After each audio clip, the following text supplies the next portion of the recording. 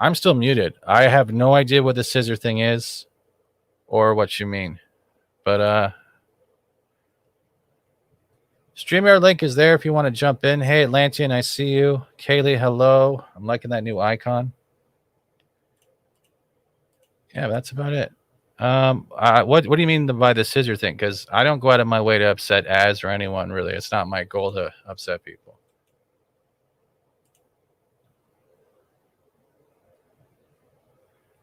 Hold on.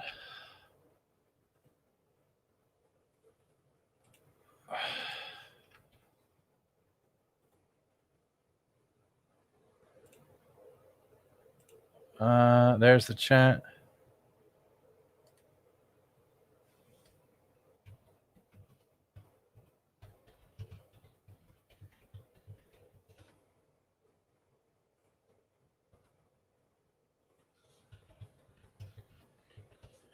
Yeah, StreamYard's open if you want to come in. Let me know. I got rudely rolled into Cinema Sins video. I don't know what that is. Oh, no. The scissors is actually clip, Brett. Oh, you see that? You see that scissor symbol? That's actually to clip stuff. Like if I'm playing a game and like someone wants to clip it, that scissors that pops up is like for clipping games. Why is it not there no more? Yeah, that scissors right there is called clip. As for the stuff at the top, I don't know what you're talking about. At the top of the chat now. I'm not seeing that. I see it down here underneath my chat window, but I don't see it anywhere else. I got rudely rolled into a Cinema Sins video. What's a Cinema Sins video?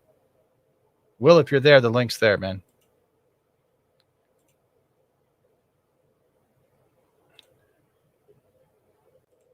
Oh, hey, brother, how you doing? Hey, Jim. Testing this out. I'm not sure if this hotspot is gonna take kindly to me using streaming, but I'm gonna test it out. You sound pretty good. All right. I told Dan that you were probably gonna pop in, and he was like, "Oh no, Atlantean's not there." Yeah, because he has a crush on you. We had Mrs. Dadman on today for first time ever on the stream. Yeah, Saturdays. Saturdays I work. Saturdays I work. Yeah. I've told you that before, man. Yeah, but I got short-term memory. You know me by now, but it's good to hear your voice. I've told you like some odd times. It should be long-term memory by now. It's not long-term memory at all, but that's good. But no, I had complete intention on popping on last night. Yeah, we actually switched over to Fortnite. We actually switched over, and then I had to update. Although I'm not sure if it would take to it because I try. Actually, you know what? Let me see if it decides to work tonight. Because I tried. For those who don't know, this is Atlantean. I actually met him, I think, through either the Gaming Lounge and more proficiently through Wes Moody's What the Fuck Wednesdays. That used to be so much fun, right? it was so much fun. It was the whatever Wednesdays. Yeah, it was a lot of fun. I can hear your PlayStation through your mic right now. Yeah, because the PlayStation is right next to the fucking microphone. Loud, yeah. But I think the scissors you're looking at, Brett, is literally just it's the clip feature. You can clip up to 60 seconds. That is so loud. Holy shit. You gotta turn that TV volume down. Normally I have the headphones in. Normally I have my headphones my headphones plugged into my controller, but my headphones are plugged into my sure, Stig. You want to come on? Just shoot the shit and talk. Go for it. Come on in. Because also, Atlantean, you're into retro games, right? That's a kind of a dumb question, isn't it? Well, I'm only saying this because Stig is also into retro games too and wants to actually do a stream about retro gaming. So that's why I'm trying to bring two brilliant minds together here, okay? It's not like some weird porno. I'm like, he likes retro games and he likes retro games. They can scissor cartridges. Like, no. Zax, if you want to come on, like, yeah, anyone. Like, that's what I like talking to people. Yeah. I want you to introduce you to Zax. Zax has actually been very cool. Hey, guys. Zax, how you doing? I'm good. What did I miss? Well, I said something about scissoring cartridges because he's a fan of retro games, and all of a sudden he's like giggling like a schoolgirl. And before we get into it, quickly, Brett Cohen puts a $5 super sticker of that dude. For that, dude, I will give you the Skeletor.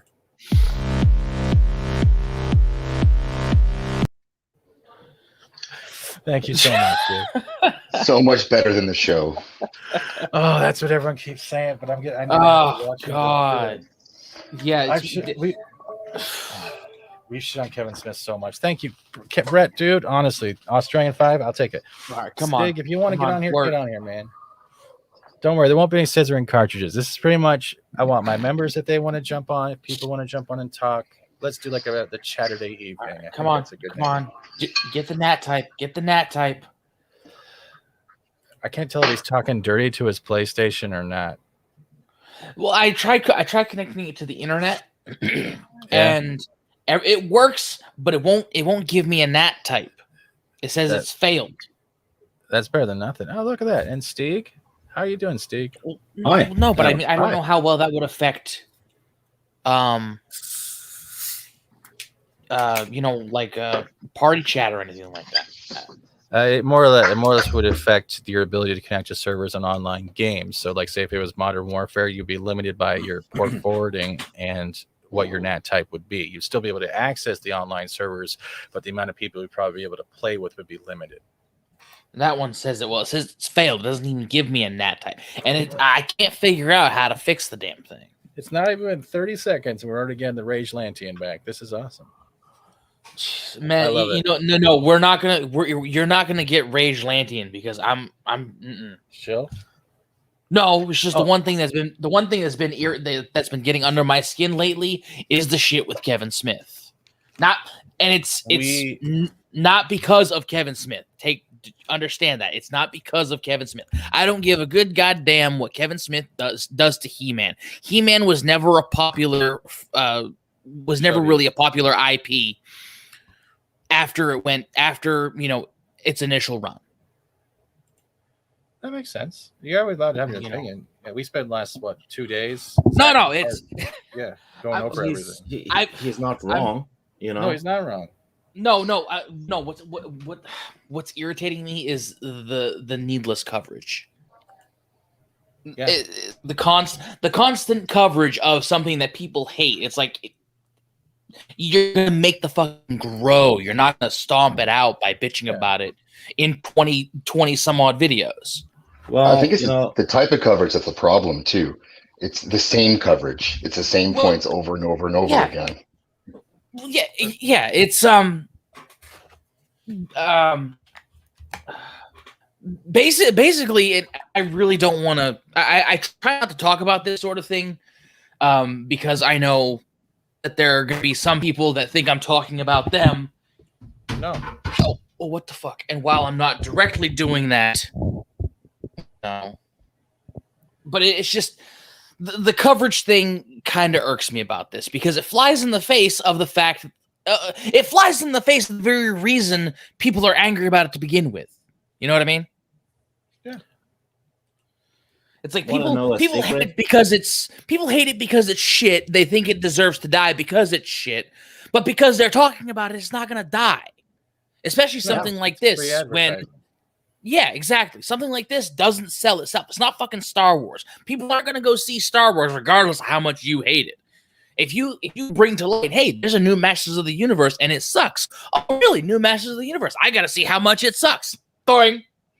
There you go. Well, you want to know a little secret? Go ahead, Sing. It's not about outrage. It's about click and views. Yep. And, I know that. I know that completely. You know how you can spot it?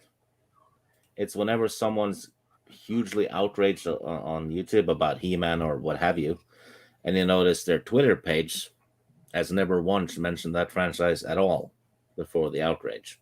So it's pretty much how big of a fan were they? See, yeah, that's why I kind of did it differently. I don't know if you guys saw the butter thing we did, but we did it like, what was it, Wednesday and Thursday. But we were going at how he was acting, how the Smodcast went. And even when I did watch him, and I've watched him when I was a kid, I still watch it from time to time. But for me, I was coming at from the point from how the imagery was and how the whole characters didn't seem to represent the characters we knew. There was a lot of shit in between.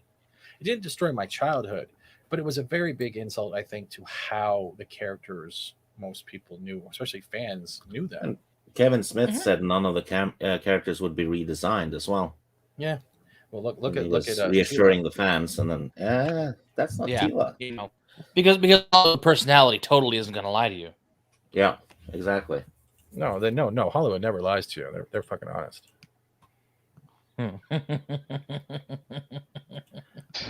There's some people I've heard talk about it who have personal stories and how it affected them, and I can totally understand that and respect that. But there's other people who just kind of it's clickbaity. Yeah. Yeah. Well, like Mexican Iron Man, like when he was talking about today over on Daryl's stream, he was making sense because he used to play with it as a kid. That's how he developed a friendship with one of the people in the neighborhood because he was like the only Mexican in the area, right? So he was sharing that story. So I understood that. And I think the problem is a lot of people are doing it for the hate clicks, the monetary gain behind it. And some might be fans, some might not be fans, or even not even care because they just see the cash cow. But the thing that bothered me when I watched it, as a personal perspective, the amount of death, the amount of no respect for the camaraderie of lost friends, allies, soldiers. Like, you know what I mean? Though, like there was a big disconnect, and I'm like, there wasn't even a reluctant hero trope thrown on Tila. It was literally Tila just angry because of one lie and was willing to give up all the history they have spent with those people that are now gone. It wasn't even a lie. Yeah, it was more like a protection of it's of even identity. in the intro of the old one. His own Man at Arms and Orko knows about this. You know? Hey, Apollomes, and hello, Will Hello. Gentry. Hello. Hi. Hi. Go on, Stig. Sorry. Hey guys, Did you have something So to add, is- Apollomes? What? Go ahead. So my thing is I'm not a big fan of Kevin Smith. I've never liked any of his shows. Matt and I've seen him, and he just seems like a jerk. But my friend she loves him, and I'm like, good. You do you. I'll do me. We'll be fine. The way I see this, it's just like the Olympics right now. We're all looking at the people that are just protesting everything, like the third place person, instead of praising the people that have gotten first and second, or just focusing on the lady that wouldn't even, she turned her back on the flag or the song. Yeah. Why are we talking about her? She got third place. Woohoo. Let's go to the first and second place people that are actually, more important. But we all have to have that drama of oh God, my brain just went cool. What you're trying to say is everyone's focused on the drama and the reality television of the Jerry Springer mindset than the actual fact that there are people out there doing good, and we're not focusing on any of the good stuff anymore. It just seems to be life has turned into a negativity hate click feed rather than just instead of paying attention to the people that are actually doing their best and accomplishing what they want and all that fun stuff. You know what I think happened? I think with in the last 6 years, what? There's been all this grandstanding and virtue signaling and all that stuff, right? Yeah. People portraying themselves as angels and putting down the others who aren't quite as nice as them or whatever. It's flipped because now the other side, the ones that have been basically chastised for not being as virtuous as the celebrities, right? They are now seeing the sheer hypocrisy come to light. So it's flipped. So it's become more, attack the hypocrites rather than what it was, 60 years ago and up until now, where it was all about, attack the racist Yahtzees, blah, blah, blah, who didn't like Ghostbuster 2016, So it's like which I've never seen. I think a lot of people are getting that, finally we get to punch back a bit. I think that's what happens. But it's still not a good thing overall, because it puts everyone in the same boat, really. I have a question. Like, Stig, I know you don't go on YouTube as much, except for the little things you like doing the RPGs and the Star Wars stuff with Laura. But have you noticed, like, your feed lately has just been nothing but negativity across the board. And then you get the other sections, which is stuff you don't sub to, which is just the popular stuff, and it's all the news with the same fucking subject. And it's like there's no break in something that's not what we're all seeing. I'm used to that because back when I used to be on the YouTube a lot, Yeah. right?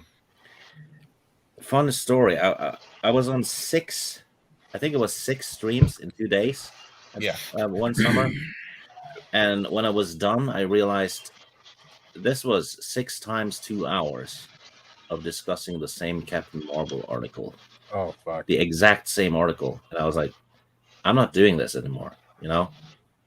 I could have watched the whole extended Lord of the Rings instead of talking about one Captain Marvel article for 12 hours. Do you think we've become? Do you think the way things are handling, we're dulling ourselves out from actually making a point of view that makes sense or Yeah, even yeah. relevant?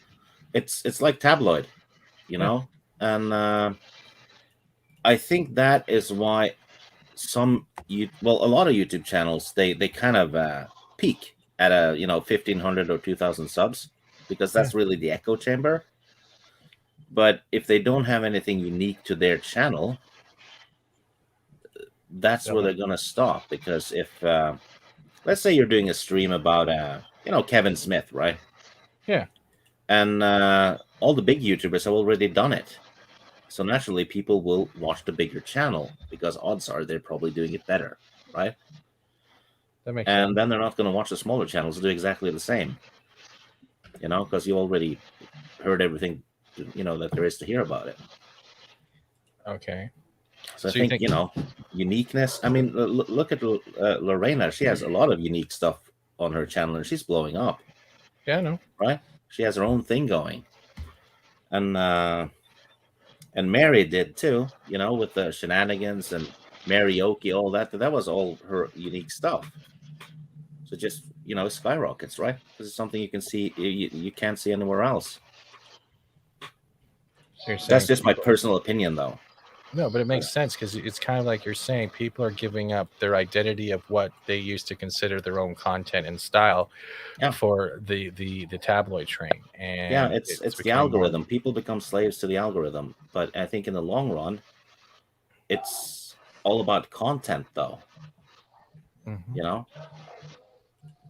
Well, I can agree with that because if Brightest Day, you're also a member. Terry, too, if you're a member, you're welcome to come on. If you need to, I'll bring back new tech stuff. No problem, Will.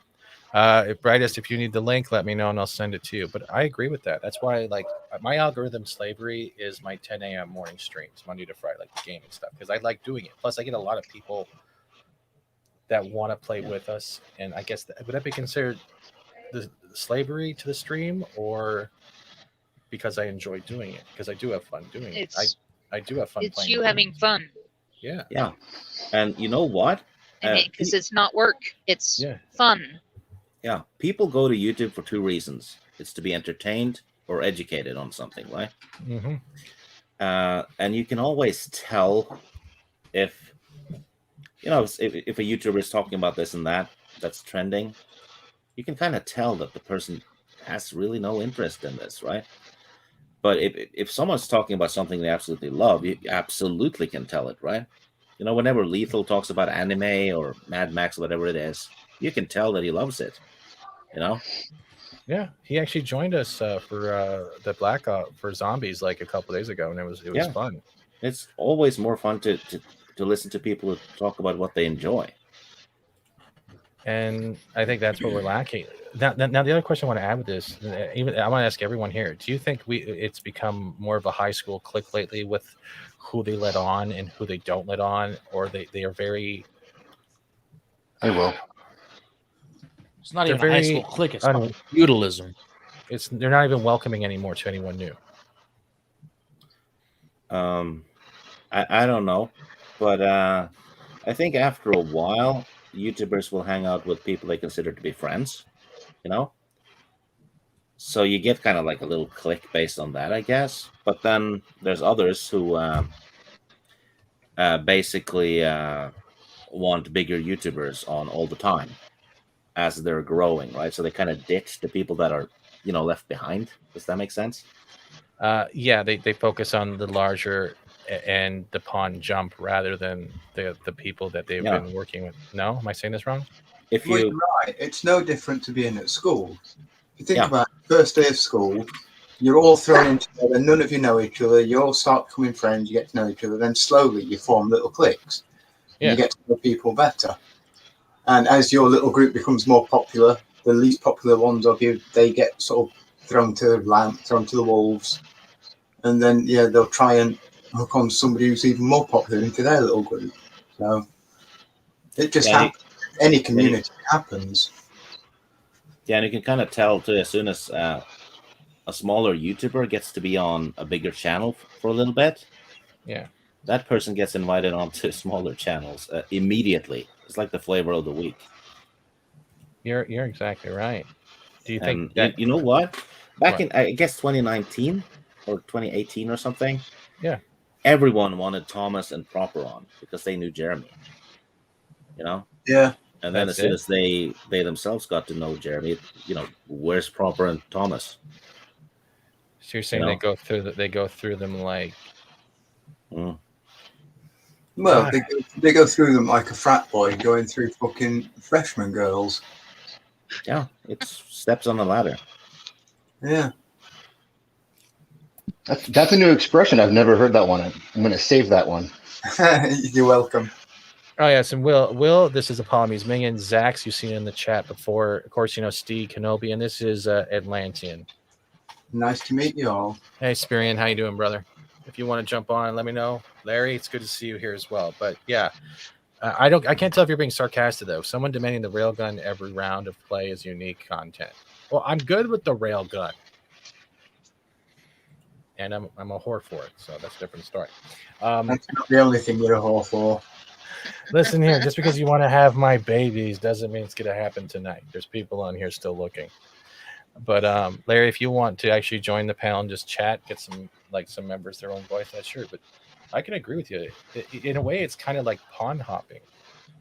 You get the person on that has done all the work to get that more popular person. And because that person knows that popular person, they try to get them on so the other popular person they can network through.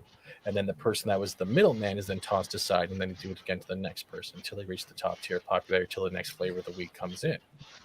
Is that about right? Yeah. Yep. So that's how it works. But it's still happening now, though, isn't it? No, yeah, and it will continue to happen. And it's just one of those evolution things, isn't it? It's like the evolution of a YouTuber. It's a cutthroat business, let's be honest. Is it a cutthroat business if you're the one trying to do it just to be popular for monetary gain? That's like gold digging. That. Well, Same yeah, as gold definitely. diggers. But not everyone's doing that, though. No. Not everyone's doing it. No, but there are certain types of people who just are. Yeah. And they're quite, although they'll never admit it, they're quite unashamed about it.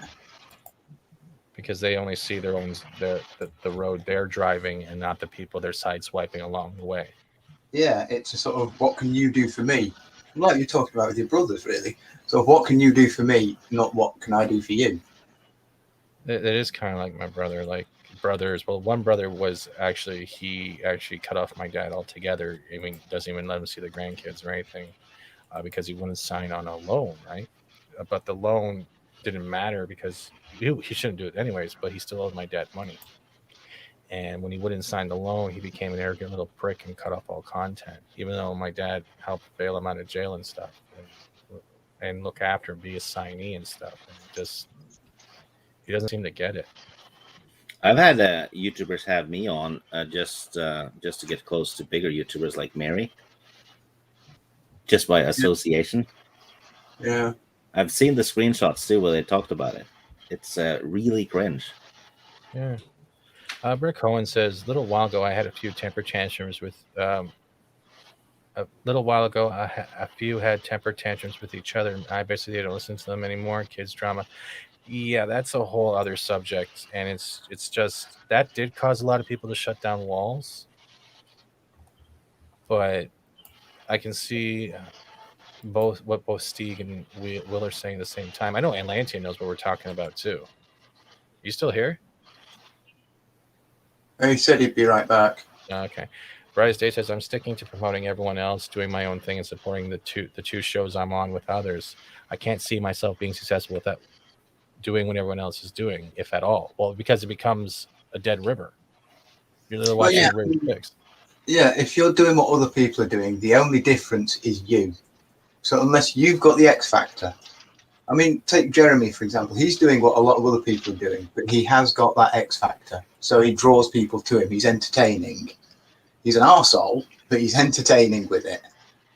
So he draws people in, whereas other people who do similar things, they don't get the viewing, they don't get the figures, because they just haven't got that X factor, even though they're putting as much effort in. So... Oh, okay. Well, there's one question I want to ask. Well, like, I don't know if anyone tried, like, did that happen to you at all when you started going on your road of becoming, like, better? Did people try to get you on? Did you feel like they were doing it because they care, or do they think that they'd actually just try to get the story for a moment? The answer is no. Nobody did. That's a good thing. Not a single soul asked me, do you want to talk about this, trying to come on and talk? Well, actually, no, one person did. But yeah, I mean, some people were happy. I mean, I had Gary come on when I was just on StreamYards for a while. Yeah. Yeah. So that was when I was in the first rehab, actually doing the actual detox. And I had nothing better to do other than just bullshit with people on StreamYards. So yeah, it's... But no, I mean, I've not had anybody say to me, I've had hundreds of people say, I'm here for you if you need me, if you need to talk, just message me. That sort of stuff. But nobody actually said, yeah, do you want to... Nobody's actually said, do you want some of my time? They've said, I can give you some if you ask. So... Like, that was one of the things, like, when you were getting yourself together, right? I know we talked a few times, right? I actually wanted to invite you on and ask you, like, how you're doing, like, try to, like, how hard it was being, but I didn't know whether or not you would take that as someone trying to take what you're working for so hard away from you. And that was why I waited so long. Yeah. No, I mean, me personally, I mean, I can't speak for anybody else, but I'm an open book. You can ask me anything at any point. You can ask me. Are you wearing pants? I plead the fifth. Okay, you're not wearing pants. That's great. Hi, Tim. Hi, Jester. No, like I say, you can ask me anything at any time. Like, you could invite me anywhere at any time. If I want to do it, I will. If I don't, I won't. Simple as that. So that's a good thing. Hey, how you doing, Atlantean? Yeah. That good, eh? I'm trying to... fucking Christ. I'm trying to figure out... I'm having major technical difficulties with this Wi-Fi hotspot getting my PS4 to decide what the NAT type is. Since I've had it, I can connect and I can do things, but there's no NAT type on the system, so I can't connect to anything. I can't connect to video online games. I tried with Fortnite, and it wouldn't let me on. Can you? Yeah. And I don't know how to fucking figure it out. I've tried everything that I found, but nothing that I found. Yeah. What? I was going to ask, can you go into the actual hotspot itself and adjust the port forwarding to go right to the Fortnite servers for your console only? I don't know how to do that.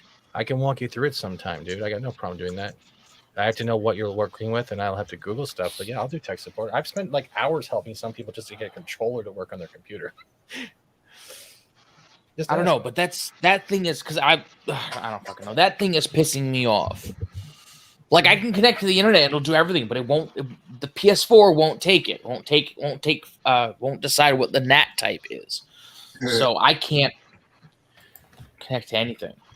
Yeah. Yeah, you need a genius bar for that. Spoke Greek to me. Oh, they're not geniuses. Don't even bring up Apple sidebar. No, I know. I know. It's like, Yeah, you no, know, I know. it's like you know what the genius I is? know a lot of people who could run rings around those fuckers. Yeah, but I gotta say one thing. Well, like, I'm happy for you and how far you've come, man, and I'm glad you've had a lot of people just be there for you. Like, Thank It's not you. easy. It really is not easy. I don't live that road. I never have. But I get it. It wasn't easy, man. Well, it's one of those things. I mean, nobody who starts doing drugs thinks to themselves, "I'm going to become an addict." You start doing them because they feel fucking brilliant. And then that's the problem with them. But the secondary problem is they become your security. It was my comfort. It was the only thing that made me feel good in life. And taking that away is not an easy thing to do. It's like women in abused relationships. They're getting abused like fuck, but the one thing that's bringing them happiness is the one thing that's slowly killing them. And it's the same with drugs. Nice, So six. it's not an easy road, but it's one of those things you've got to be ready for it. I found it quite easy to actually stop taking drugs, and I found it easy to stay off them because I was properly ready. That's why it took 20 years, because I didn't even bother trying before, because I knew I wasn't ready. As much as I wanted to stop 10 years ago, I knew for a fact that I just wasn't ready. So I'd have just been setting myself up for failure. Yeah, it's like constantly trying to It's quit all smoking, but never mental. being able to quit smoking. Yeah. 1 second, I got a phone call. Yeah, no, you're right, Apollonis. It is Hello. all mental. Obviously with some drugs, like heroin particularly, there's a really nasty physical withdrawal. But Yeah. it's the mental side that really kills you. You have to be ready to quit. You can't. You can't do it if you're not. Yeah, I mean, anybody can do like it'll take you 5 days to do a detox. I mean, this is off heroin. It'll take you 5 days to do a detox. You'll feel like death, but you will survive. But it's after. It's just that 5 days. Yeah, I mean, it's hard to get. I mean, once you get into sort of the end of the second day, then you've got no choice because you're so sick you can't go out and get it. The only way you could do it is if somebody brought it to you. But it's after those 5 days run, even no matter how bad.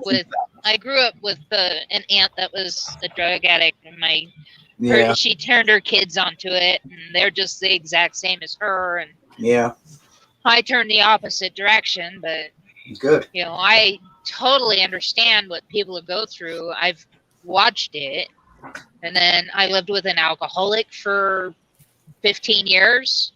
Yeah. You just have to, do what you can. But exactly. And I had some drug addict. Carl is mainly codeine and stuff like that. Yeah. But I quit that when I found out that I'd slept for 4 days. What the fuck? No. Yeah, I slept for 4 days. I didn't even know I slept for 4 days. See, I'll give you my heads up on why I never really got into heavy drugs. I never really became a reliance, and that was related to my ex. We dated for 6 years. We met in the party scene, but when I was using the chemical substances like ecstasy and stuff, it was because it was helping me slow down, listen to the beat, and focus my body and learn how to dance. Right? It was actually a tool. Yeah. She was using it to the point where if I even threw out a little bit left over, she would be freaking out and hitting the fuck out of me for no reason. Or I'd have to put her in the bathtub in lukewarm water to regulate her body temperature because she fucking was doing too much and freaking out. And even then, she was hallucinating and shit. And it was years of that. Her drug habit got to the point where not only did she not tell me she was pregnant, she was still doing hard chemicals and partying while pregnant until about a month in, and then put the responsibility on me to have the procedure done. And then got angry at me after the procedure was done and saying I'm not allowed to be upset because of the procedure being done, that I don't know anything about it. Freaked out on a public bus, and it cost pretty much the first twins in my family line to be born because of her shit. Well, that's a classic example of somebody who's just not ready to face up to their own problems. Terry Wilkins says that is very true. I was in a 6-year abusive relationship before I finally got out. Yeah, you don't realize it because you hope the next day they realize that they're being in a dickhead, or they get that little bit of break where they're starting to act more human and they go right back to their fucking mentality. It's not just that either. It's like you say, it creeps up on your soul. It's like gaining weight because you see it every day. You don't notice the small differences, the small changes every day. Like with me for the first few years, I slowly used more and more and more and more each day, because it was only a tiny bit each day. I didn't notice it. And because of that, I was losing weight a little bit each day. I saw myself in the mirror every day, so I didn't notice a change. But when I went to see my nan, who hadn't seen me for 6 months, her jaw nearly hit the floor, and she's like, "Fucking hell, how much weight have you lost?" And it's the same. Abusive relationships are the same. It starts out all happy and perfect. Then one day he shouts at you, the next day he pushes you, the next day he smacks you, the next day he breaks your nose. I mean, that's exaggerated, obviously, but you get my point. Yeah. And It's an it's up and down cycle. You don't realize this is like saying abusive, being abused, and being a drug addict. With being a drug addict is self-abuse, so it's all abuse. You don't notice Yes. it's creeping up on you until you hit that crisis point, and you're like, you get that sort of cold, wet slap around the face, and you're like, fuck, what have I got myself into, and how the fuck do I get out of this? See, I can see I that. ran away. Yeah. You did? Yeah, Yeah. I ran away. Yeah, a lot of people do. Well, let's see. My uncle was abusing me physically and raping, stuff like that. Yeah. My parents, my dad would rather go to jail than help my mother help me. My stepfather hit me in the face with a phone book. Yellow or gray pages? And then you wonder why somebody runs away. I don't know. Maybe because things are not good. And I ran away into books. Yeah, well, that's it, isn't it? To run away is a fucking scary thing to do, especially when you're young. Because you're giving up a safety blanket. Yeah, I was 15 when I left house. I left my whatever house pushed when them to that. Yeah, whatever pushed them to that must have been. yeah, terrifying. it's very scary. I'm able. But I also had a really loving grandmother that brought me in when she found out that I was gone. Oh boy, was that a lovely experience. Let's just say she said in no uncertain terms, if you ever do that again, you're dead. I was like, well, how is that supposed to help me come to you? She's like, no, you come to me no matter what. If you don't, I'll kill you. Like, okay. Yeah. So I went to Grandma's house and I lived there. Yeah, exactly. She goes, I will traverse hell to come and get you. But you come to me first. You don't run off. So yeah. So then I moved in with them. I lived with them until they both passed away. And I now live in the house that they owned. Yeah. I just put a new house on that property. So apparently I'm doing pretty good. Well, I'm glad to hear it because you sound like you're now my mother is married to this guy. He had 2 kids from a previous marriage. Then my mom had my sister, and we're 11 years apart. Let's just say we have absolutely nothing in common. And then she wonders why I won't talk to her because she's because she has absolutely nothing to do with me. But she gets mad at me if I don't tell her everything what's going on. Yeah. Do they get angry at you when you don't contact them on holidays? Oh, I see them, well, once a year. And that's maybe Christmas or Thanksgiving. Anytime the rest of the year, we don't talk. That's gotta suck. And then she's mad at me if I do something for my parent. My mother and her husband, if I do anything for them, she gets mad at me for doing it. And I'm like, well, then why didn't you do it? And she goes, well, I don't have the time or the money to do that. And I'm like, then what are you bitching about? So this is what I have to go through with an 11-year younger sister who can't understand that, hey, I'm the oldest. I'll do what I need and think is right. Now my mother's rent has gone up. Do you think my sister's going to help them? No. I now have to come up with the money so they can stay in that apartment. Oof. That means he's. I'm like, I even have my own mortgage and car payment and everything else that I have to do. And now I have to come up with more money so my mother can have a place to stay because my sister is too damn stingy with her money to help my mom or her dad. See, because it's that's fucked up. That is, yeah. See, my brothers are at the point, like I told you about my youngest brother, my middle brother is like, like I said, he met a girl, they bought a house, they got married and divorced in all under a year. And then he's right back to the next girl a month later. Blimey. this is And they're living together. yeah, that's what my brothers are doing right now. Well, my brother is the oldest brother is married and has a kid, so they're busy. One is gay. He's with his fiance at the moment, and will have absolutely nothing to do with his dad. We just lost 2 people. Oh shit. I'm sorry. Ooh. But no, I get what you're doing. We lost 3 people now. Why is everyone leaving? Bye. What did I do? I don't Rick know. says Australia has brought new laws to help those in abusive relationships. Works like sick pay, you get a week's wage, so you can get out. Let's see. I was like, everyone's like, "Fuck Fat Steve," and they all fucking started leaving. I started talking. Everyone left. No, Palamise, you have been one of the best We got supporting kicked. people I've ever had on my channel. And I know a lot of people are like, "Oh, where's the dog?" No offense, the dog is your family, but you're more important in that aspect. She's that dog sitting on her chair staring at me. Well, she's your emotional support, right? Oh yes. Yeah. Yes. The way you contribute and pop in Because I don't you're their have. emotional support. I don't really. I'm all by myself out here. I You're only not have alone. the dog. Yeah, No, I know. I'll get you. I'll try to find a way to get you the picture of me sitting on the cloud holding the Crisco with the hairy legs and the underwear. Is Oh, that better for you? no. You can put that on the side. You put it in your cabin or something for you. You know. So, yeah, I we'll get it framed. Get me the shirt, and I will wear it to the.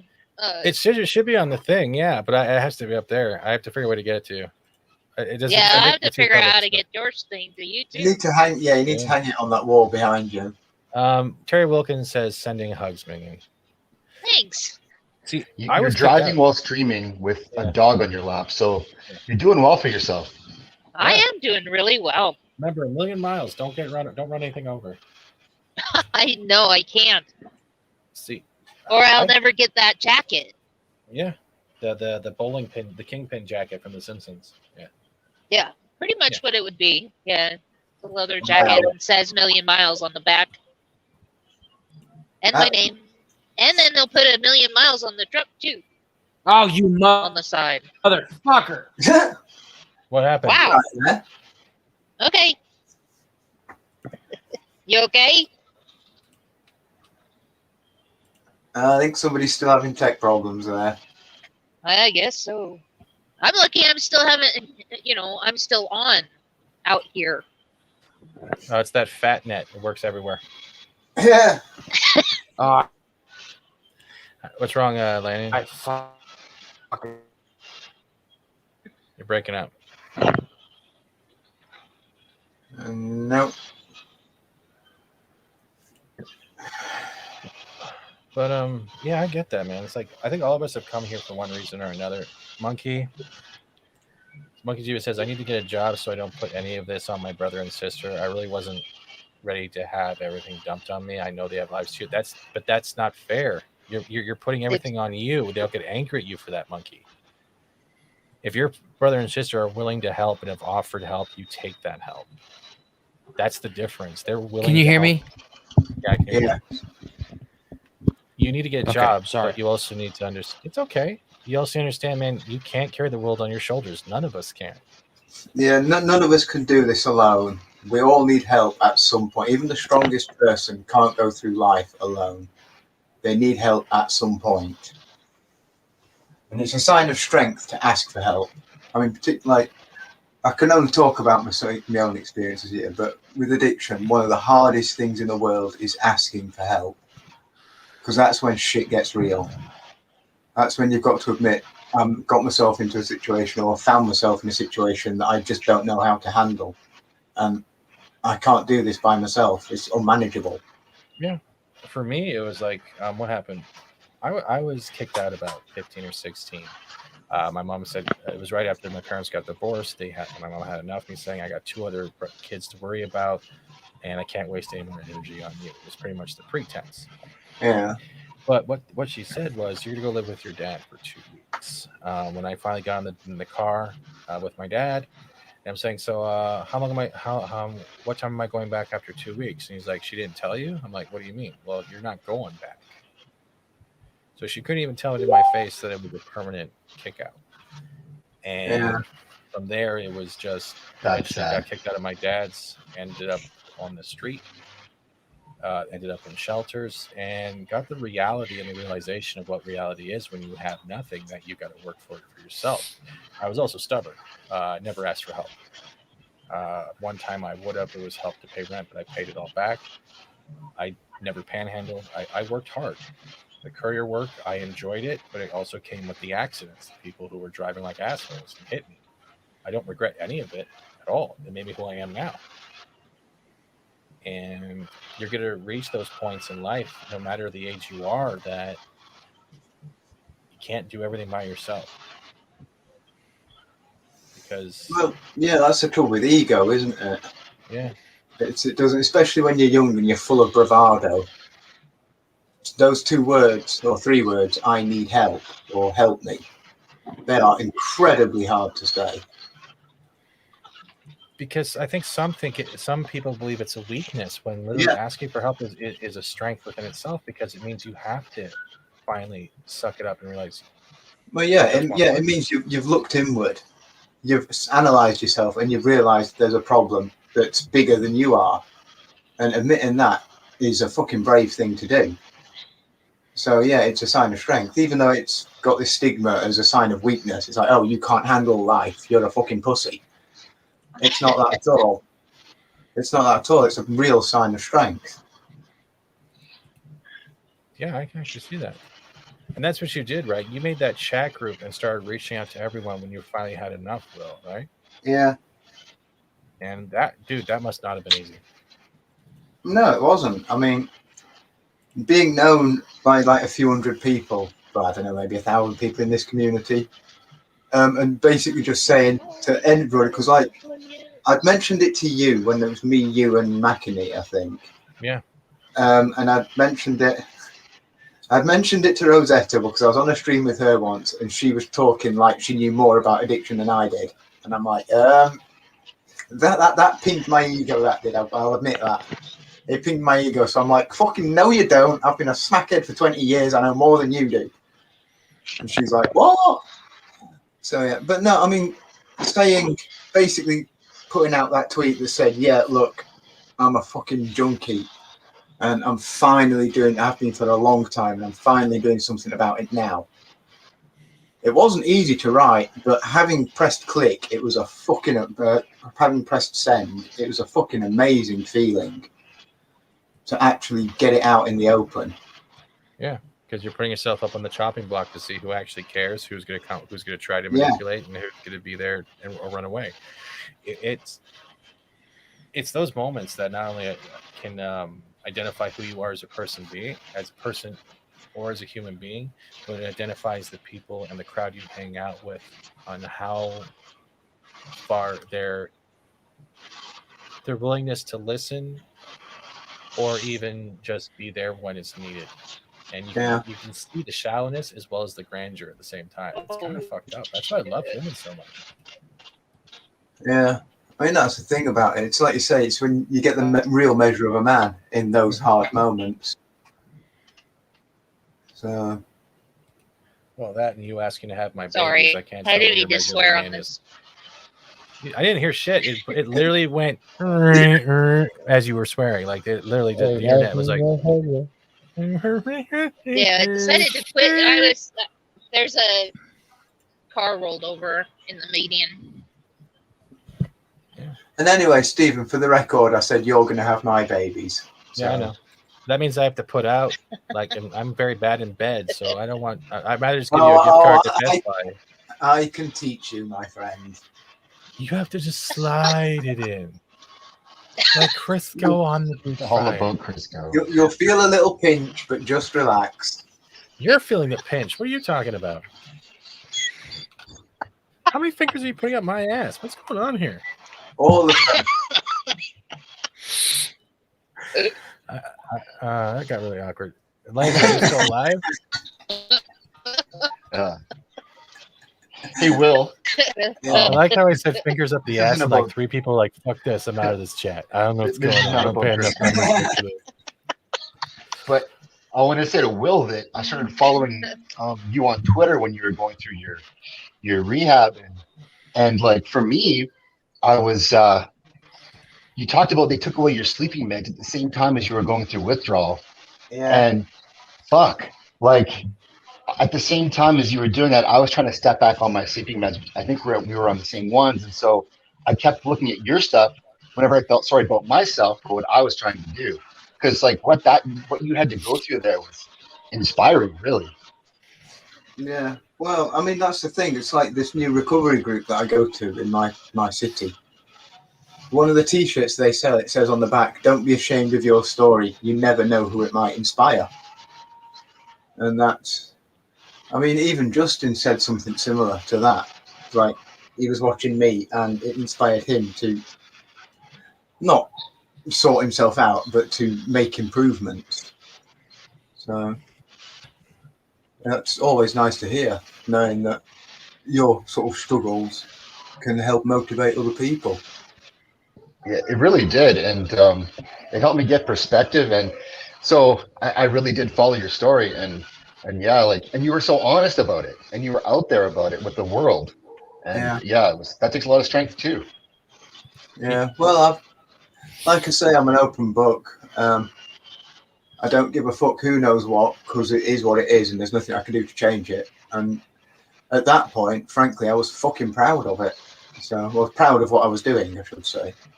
So I'm gonna throw Zax on the bus. I hope you're okay with this, Zax.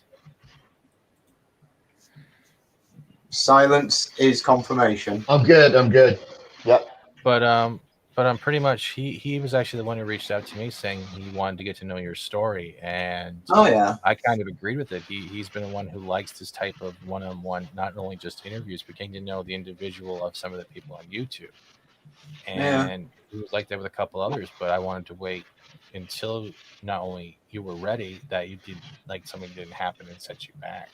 But he really has a humane aspect about him, where he wants to know more than just the top stories of Captain Marvel every fucking week, you know. Yeah, no, I'm the same now. I barely watch anybody's streams because it's just repetitive.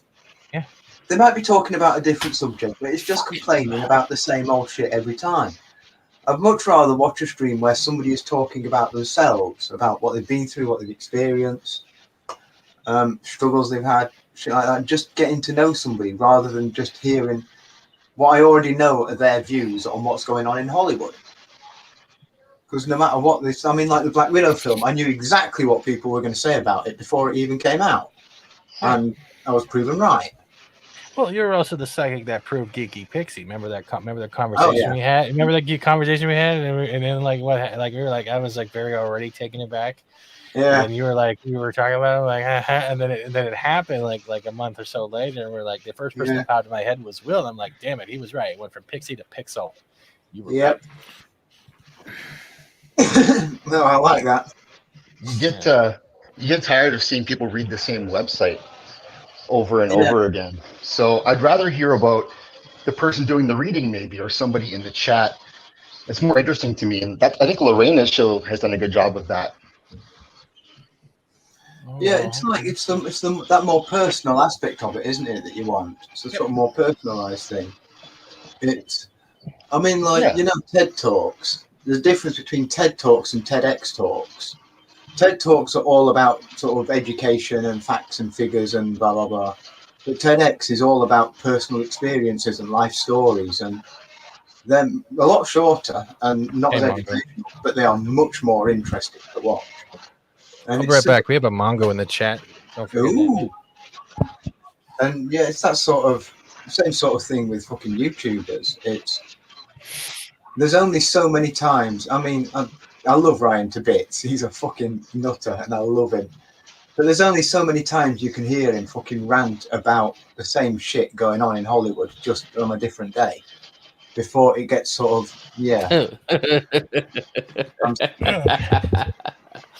Oh, All right. oh, shit! It is open mic. And hello, No, Parrot hold Head. on. What were we talking about?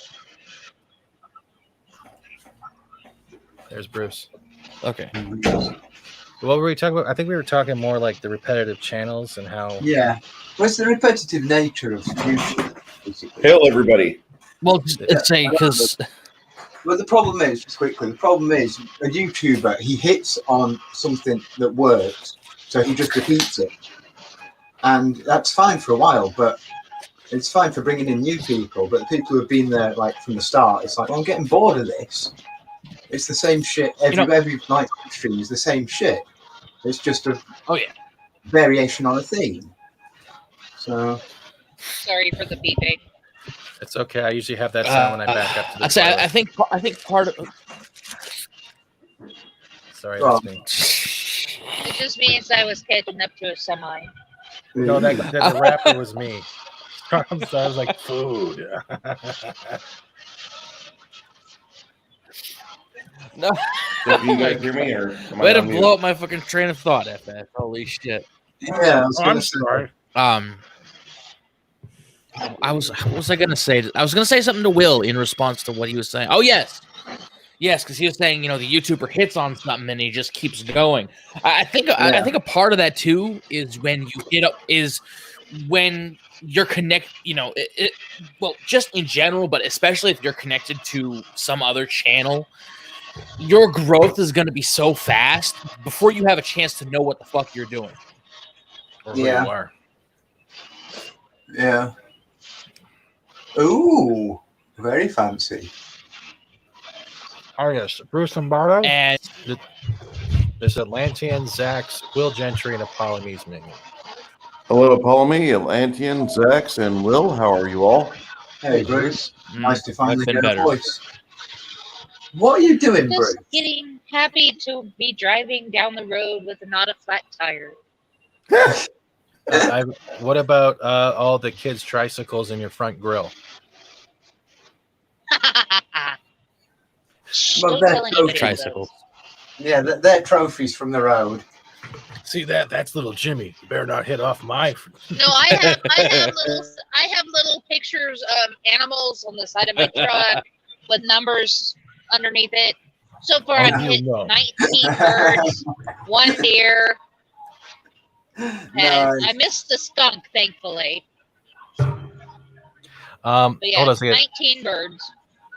Here's another one from Forbidden Root. It's always nice to see you as well as everyone else here. It seems rude to push a point that a channel purely dedicated to Dr. Karen is overkill on the subject. There's only so much complaining about it before it is intolerable. Yeah, it's like beating a dead horse. Yeah, so It's not going to wake up and tell you to stop it if you keep hitting it. Eventually, you're going to have to move on and realize you have to find another dead horse. I mean, I get it, because if this shit, to pick a streamer, any streamer, if this shit makes them rage and makes them want to rant, I get it. It's their stream. They can do what the fuck they want. But it's very, very repetitive. And I think what they're trying to say is we're not talking as a whole against one in particular or anyone we know. Yeah. It's the format that's the question. Yeah, it's the format. YouTube is turning into it in a style of it. The way is like a Jerry Springer episode. The same with Black Widow or Brie Larson and Kevin Smith. Yeah, I do agree.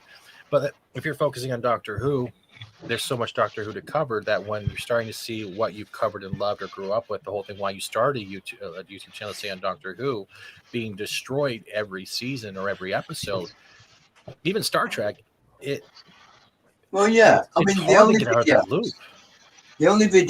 YouTube videos I've watched on things like Doctor Who and films in general are people who like them talking about David Tennant as a Doctor, or people doing reviews of the MCU or Star Wars or whatever. People who have not seen them before and are feeling those feelings we all had the first time we saw them. And watching some of that, I mean, I watched one girl do a reaction to the Star Wars films one by one, and it fucking made me cry because it was so beautiful.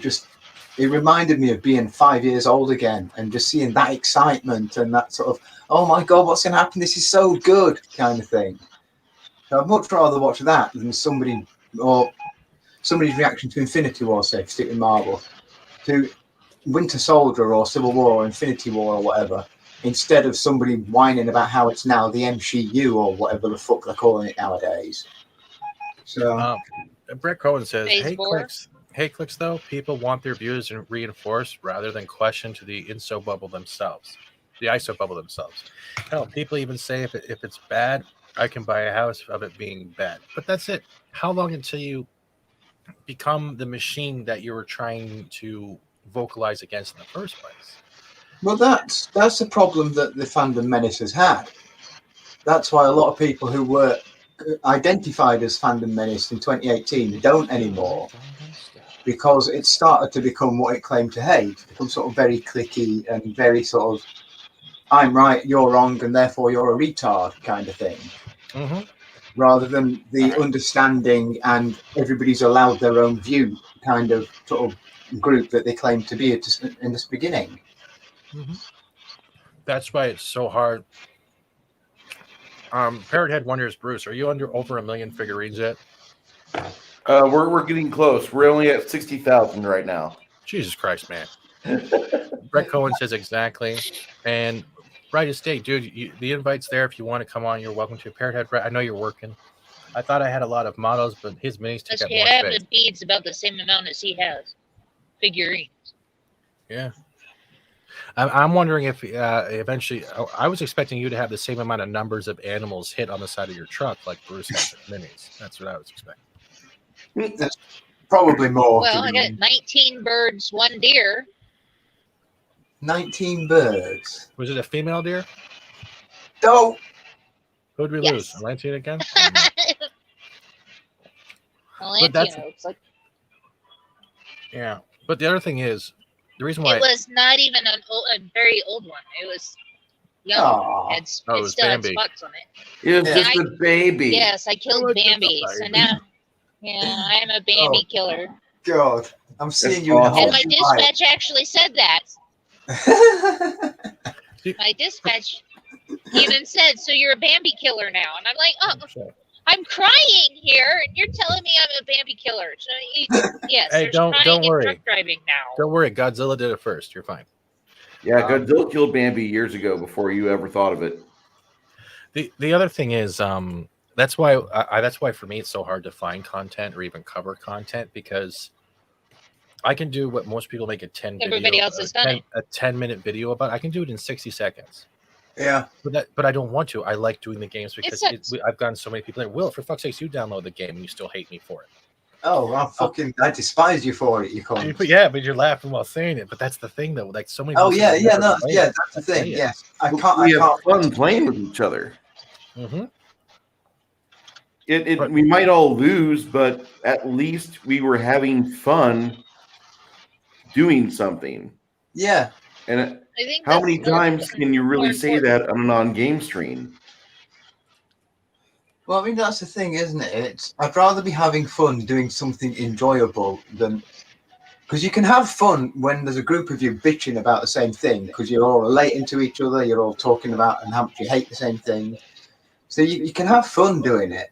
You can laugh at each other's whatever names they call the baddies. But I'd rather have fun doing something that I like doing, something that's fun to do. That's why. Sorry. No, I was just going to say, if that means playing a child's game, then so be it. Oh, fuck off at the child's game part, man. Come on, it's been 3 months. Let it the fuck go. But that's why when we did the Smodcast thing, it took 2 days, and we weren't coming at it with hate. We were coming at it with breaking it down from perspectives. The same thing when them. I hate using this name, but when the Gina Carano Shapiro interview came out,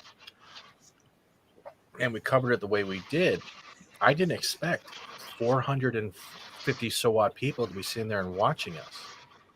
I have never expected something like that, but that's where the human interest over the Jerry Springer comes into the effect. Yeah. If you're able to not only keep yourself part of your online persona and not be absorbed by the online persona, you can gravitate a whole ton of people to not like a new way of thinking, but a new way of understanding that there's more than just hate this, hate that.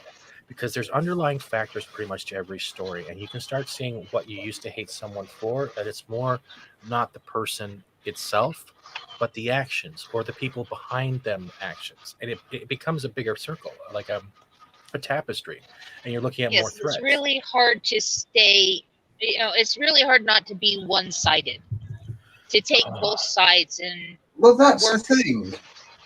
That's the thing. It's you have not lived somebody else's life, so you've got no idea what experiences made them act or say what they did.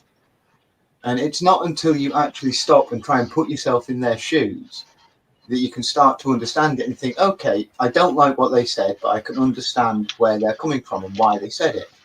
I might disagree, but I can see their reasoning. And it's not until you try to do that that you actually, you grow as a person. You don't see very many people doing that. It's like one side or the other, and you're sitting there going, no, that's not how you look at it. You're supposed to look at it from both sides.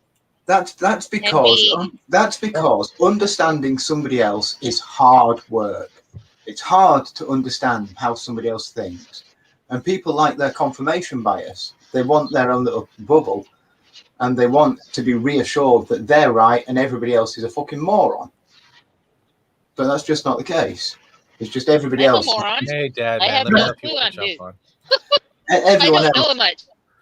Everyone else has just had a different experience that's led them to that point in their life that made them think differently to you. Do you think how we're talking right now is something most people don't do anymore? It's kind of like a relaxing kind of thing. We just need a couple of beers and a bar table and I do. Have a conversation instead of just saying something that you think is right, and then if somebody says something, you're saying no, that's not right. I'm like, why can't you understand from my point of view? But I understand that that's your way of thinking, but this is also my way of thinking. Maybe we could meet in the middle and agree to disagree, but not have this hate fest to where we're constantly yelling at each other, going, you're wrong, I'm right, shut the hell up, and it's my way or the highway. No, that's not how conversations work. And we don't have conversations anymore. I actually did that on Instagram earlier yesterday, and I feel somewhat bad about it. But somebody complained about a photograph that I made of packaged bacon. And they come on my Instagram like, you really should consider being a vegan. All I can see when I see this is just one of God's beautiful animals being slaughtered senselessly. And I'm like, I don't hold court here for bad ideas. Get out. That falls into the pretense here, like, oh, you like the Mandalorian? Well, you can't be in my party. I'm like, fuck off. Yeah, that's it. That's what I like about, like, in general. I'm not trying to. That's generally when you go back and say your party was never interesting to begin with. But it's it's like if you don't want to be a part of this. Just anything anybody says. Don't follow me then, right? Mm-hmm. Just don't follow me then. Yeah, there's a difference. Don't buy my book. You have a book? Sorry, person. Sorry, that just came out. But that makes sense, Gail Simone. It makes perfect sense.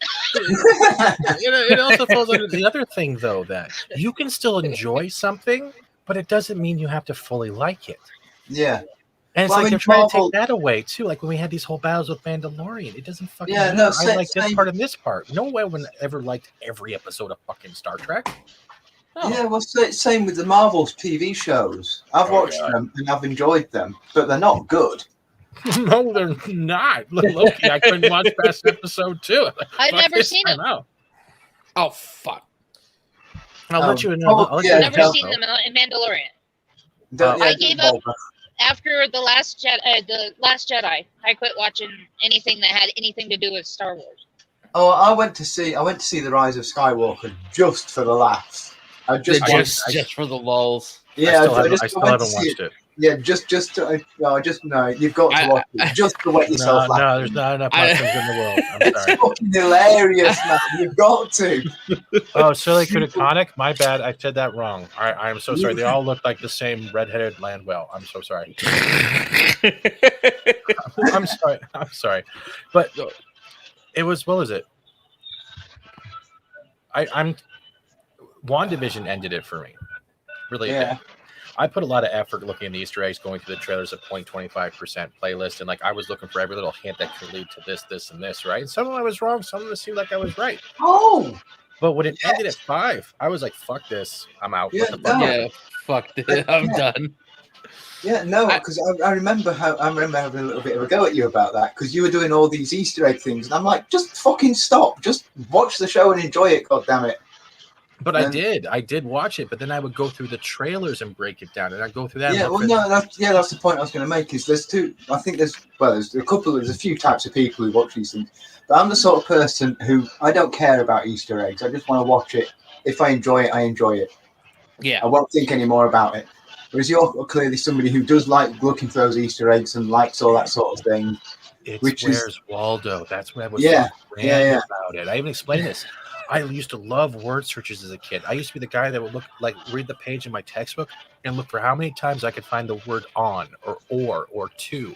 And that was my ADHD going fucking crazy. Yeah. But it kept my memory going. And like that's what WandaVision was.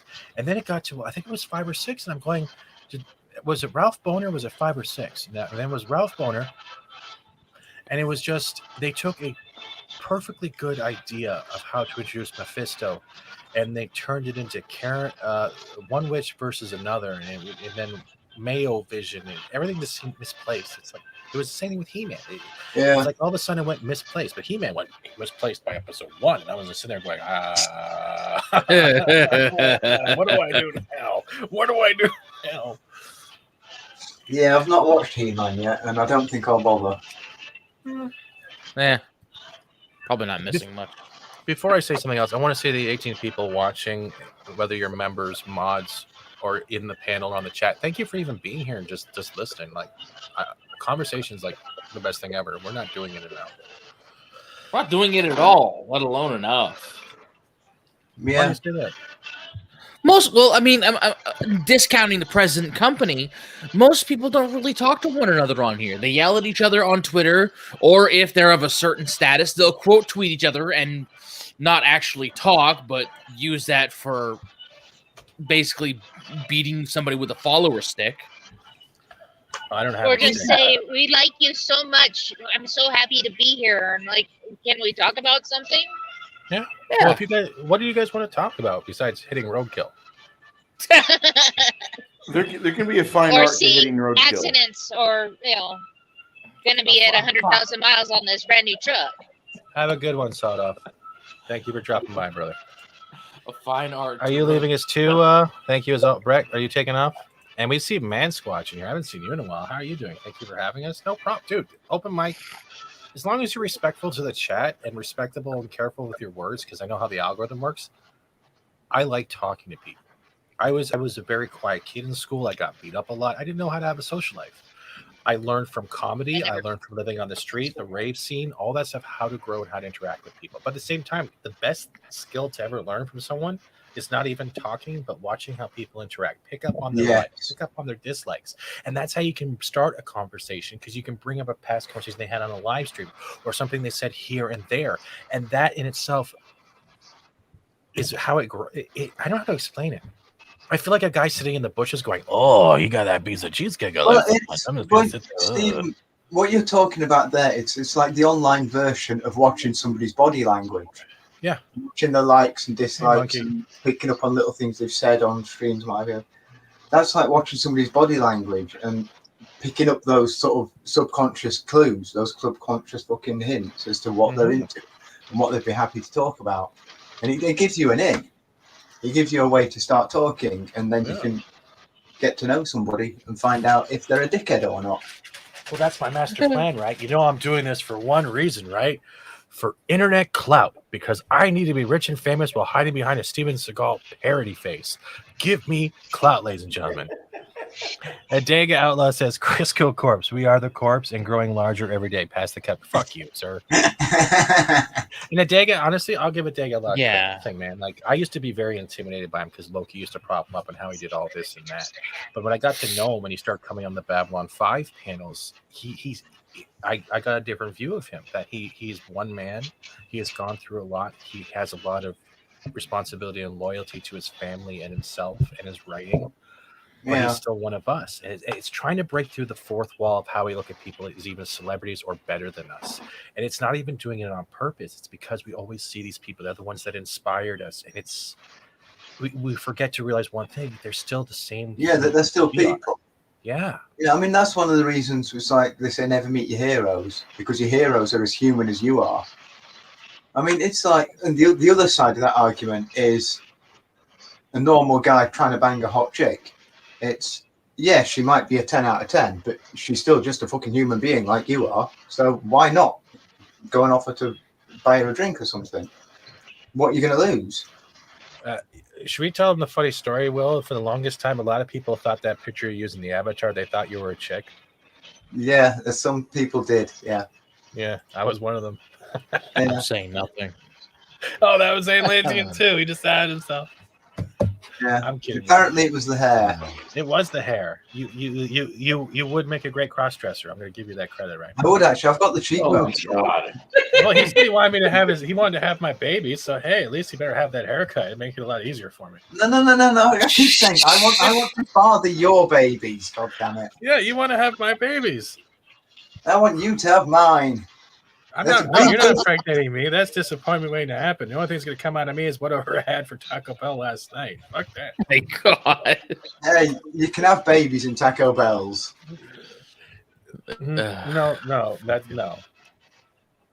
This awkward moment was brought to you by sexuality. There's none here.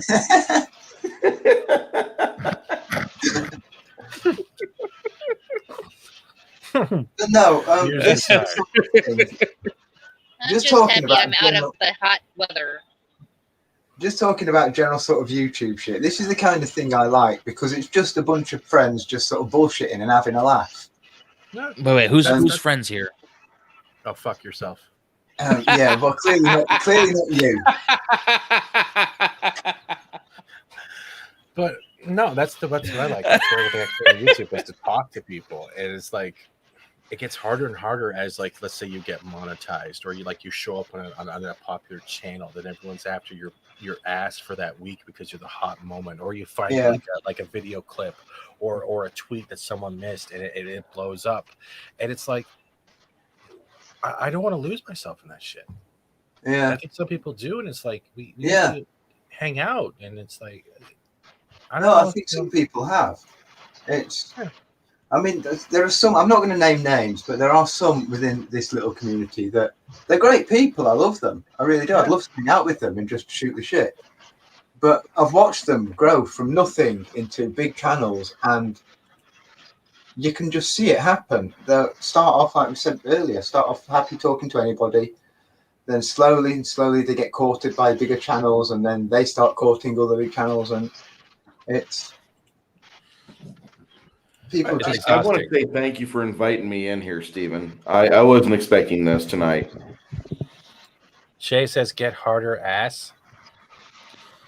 Yeah, they I'm just here to kind of chase lose them. clout, so They just kind of lose themselves in what they do, and they kind of forget where they come from and where they're going. You know, I think it actually hurts them when they get the boost sometimes, or I guess as someone who just is sort of a viewer, you see there's a lot of stuff that happens that I have no idea what happened, but groups will be together on panels and then all of a sudden they're not together anymore. And I think that like sometimes that can hurt everyone.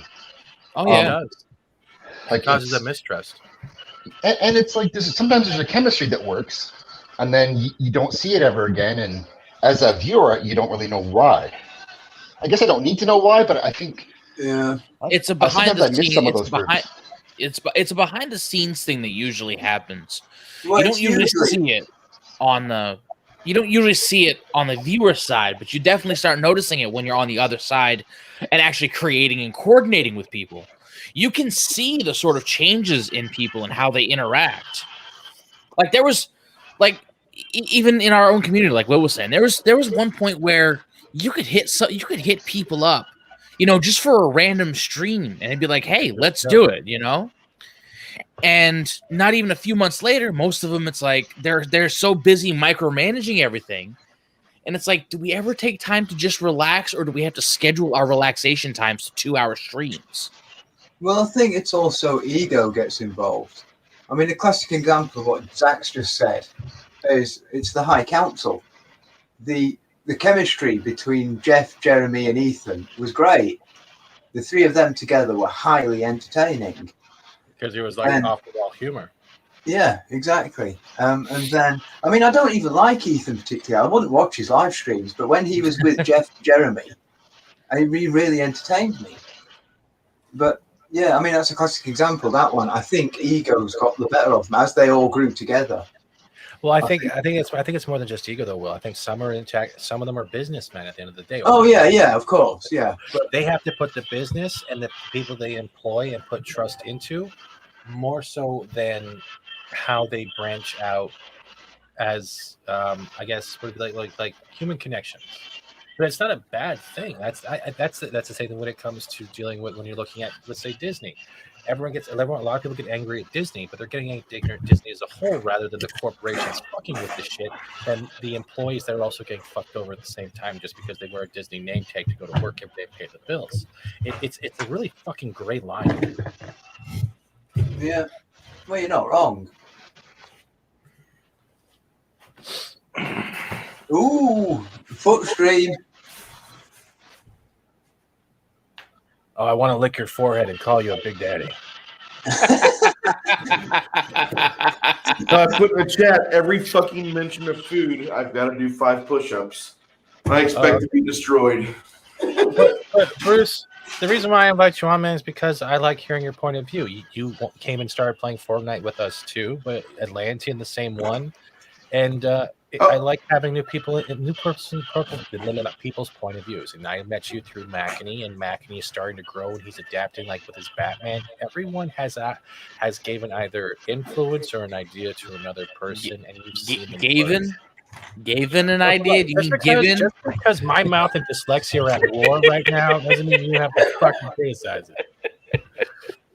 Man, I gotta make up for the fact that I haven't tormented you in like 2 months. Don't worry, other people. That is true. It doesn't even feel like 2 months. And Dadman the most has been like, "Where's Atlantean? I miss Atlantean." He'll put on the Atlantean skin and go around and try to be a Atlantean guy. It's like this isn't working. This isn't working at all. I had tacos last night. They were great. But Shay, High Council cannot even crack 1K viewers during the live stream since yeah, I saw that. It sucks. But that doesn't mean that things don't evolve. It's just. Can I ask a question without sounding like an asshole? Yeah. Has Fandom Menace died? To me, it has. Yeah.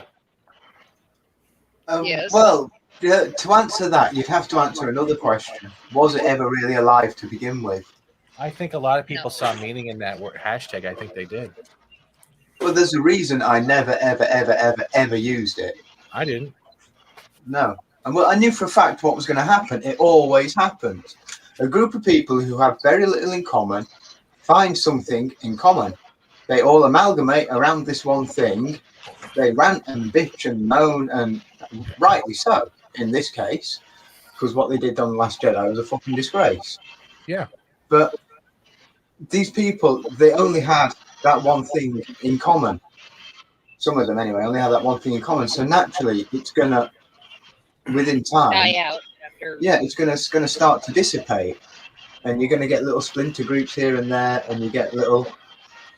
Some groups will grow and some will shrink, and like we were saying earlier, some will get big, some will get small, and people will get poached from one group to another. Yeah. It's hard to keep that sort of movement going.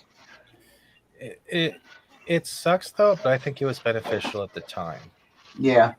The thing is, it also put a target on your back.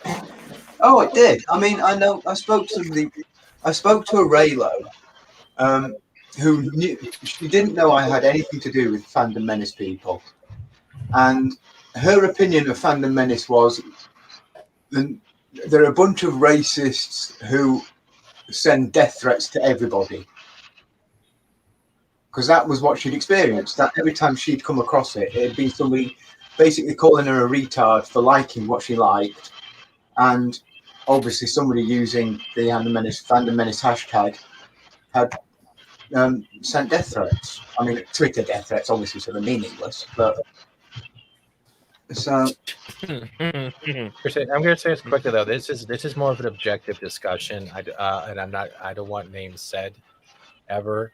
We all know what's happened over the last little while, but I don't want this to turn into one of those streams. Sure. That's not the case. So I'm saying that as We don't a need this favor. turning into a war, right? Yeah. But no, I get what you're saying. I'm just saying in general, because the last thing we want is more war, because a lot of people shut down. At the same time, we had a lot of people. That's it. Whatever the conflicts that have happened, everyone was focusing on the main parties involved. Underlying, no one was looking at the people that were fueling the fire. The ones either in the chats or in the comments or in this and that, they were trying to cause more gasoline to be dripped out or poured out. And that's where the problem was lying, is that you were getting these people that were finally being able to sneak the fuck in. So do I. Sneak the fuck in and just try to implode more because they got off on it. And that's where the Jerry Springer thing I was mentioning earlier. It's like people, when there's calm, there's always people out there trying to push the drama just a little bit more. And I don't get how you can live a life going through that thinking, well, this person did this to me back then, or this person said this about that, or this and that.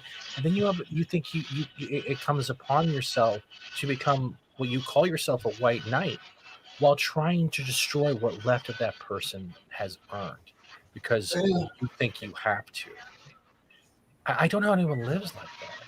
Well, some people, no, I don't either, but some people are just drama queens like that. They just live for that kind of drama. And That's your only purpose. Yeah. Your only purpose is to drive wedges in between good, long-standing friendships. That's it. Yeah. I mean, I can explain it. It's because, I mean, like we all know. It's because they have got problems. There is something in their life that is making them unhappy. So when they see other people happy, they subconsciously they think, right, or maybe even consciously at times, they think, right, I've got to fucking put a stop to this. I want to make you suffer like I am. See, the last few months has been the death of the feminists. It has, but there's one thing that bothers me is just, Will, are you happy?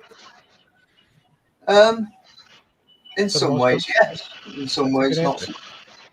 What about you, Apollomenes? Most of the time, I'm happy.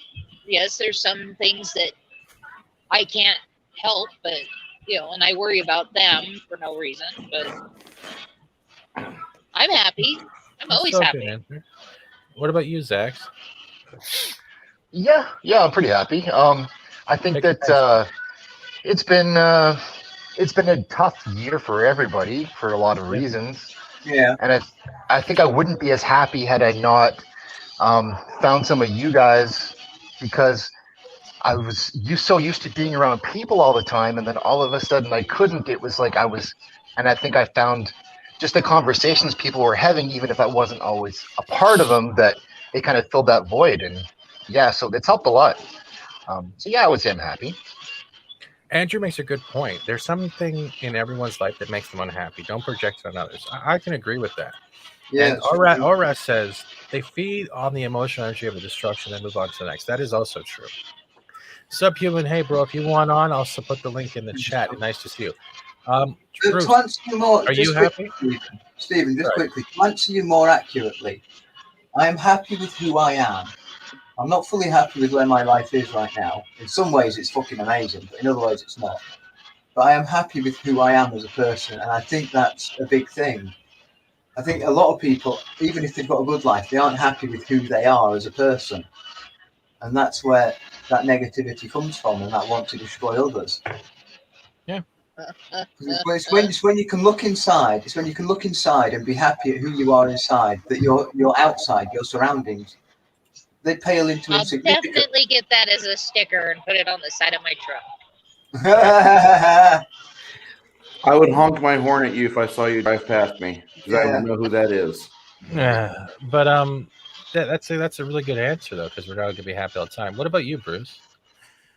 I'm generally content with my life because, I mean, you know me. I've got a job that I feel relatively good with. I'm a good fit for it. Yeah. I've got a decent apartment. It's not extravagant or anything. There's repairs needed, of course, but It's not going to be permanent. I'm looking for a house. I'm looking for land. And there's things in life that I can't control. And typically that's usually what gets me cussing and screaming is whenever I watch the news for any length of time.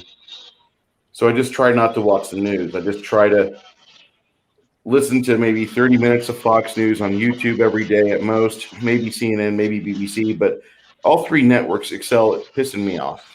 That's all I do. So if I give them any time, I'm usually irate after that. I get home, I get to this desk after supper, and I'm perfect because I can work on this and I can see growth. I can see accomplishment from here. When a figure's done, it gets the varnish, it goes on the shelf. Yeah. My life is great. I'm glad. That's a good one. Adega Outlaw quickly says they stick me in an institution, said it was the only solution to get the needed professional to protect me from the enemy myself. That's actually brilliant. I don't know what that's from, but I like that. And Sub, how you doing, brother? I'm good. I'm sitting here in Ohio right now.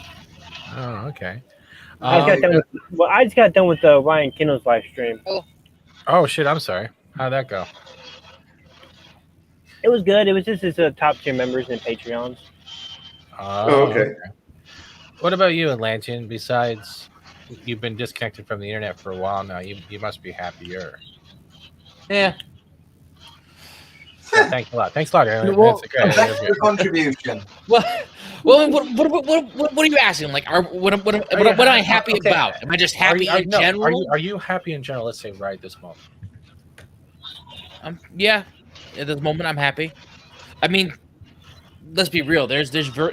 I don't generally go through a day being miserable about much of anything. Except when it's not trolling me. Say what?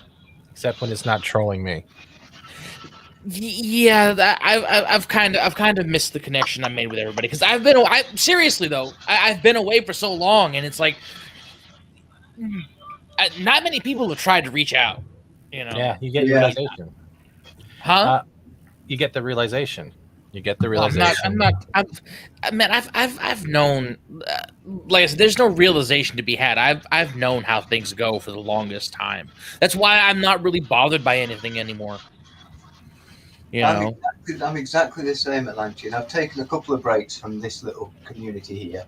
Well, I mean, it's each time, it's like, well, no people even noticed, and then like a minute later you think, well, I don't fucking care. What skin does it take off my nose? I mean, yeah, you're all lovely to talk to, but I mean, I'm talking very generally here. You're all lovely to talk to, but I've never met any of you. So if I never spoke to you ever again, I'd miss you for a moment, but. Before we get into that quickly, I want to go. Fred Sacco with the $5 says the people who need to constantly say nay, who need to constantly naysay, I try to tune them out. It's better to travel alone than with bad company. I can agree with that. Mm-hmm. And I don't even. For that, I will definitely give you something a little interesting. I think you'll get this.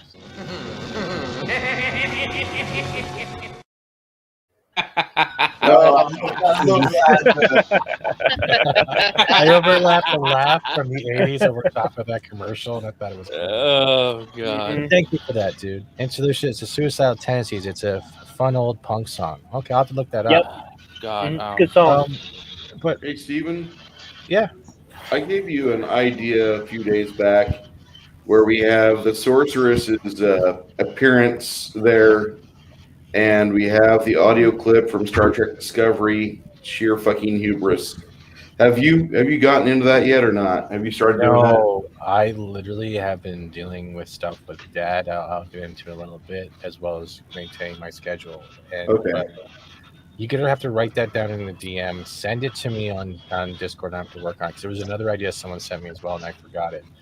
And Zax, are you happy? I don't know if I've asked you yet. You did, yeah. I'm pretty happy. Yeah.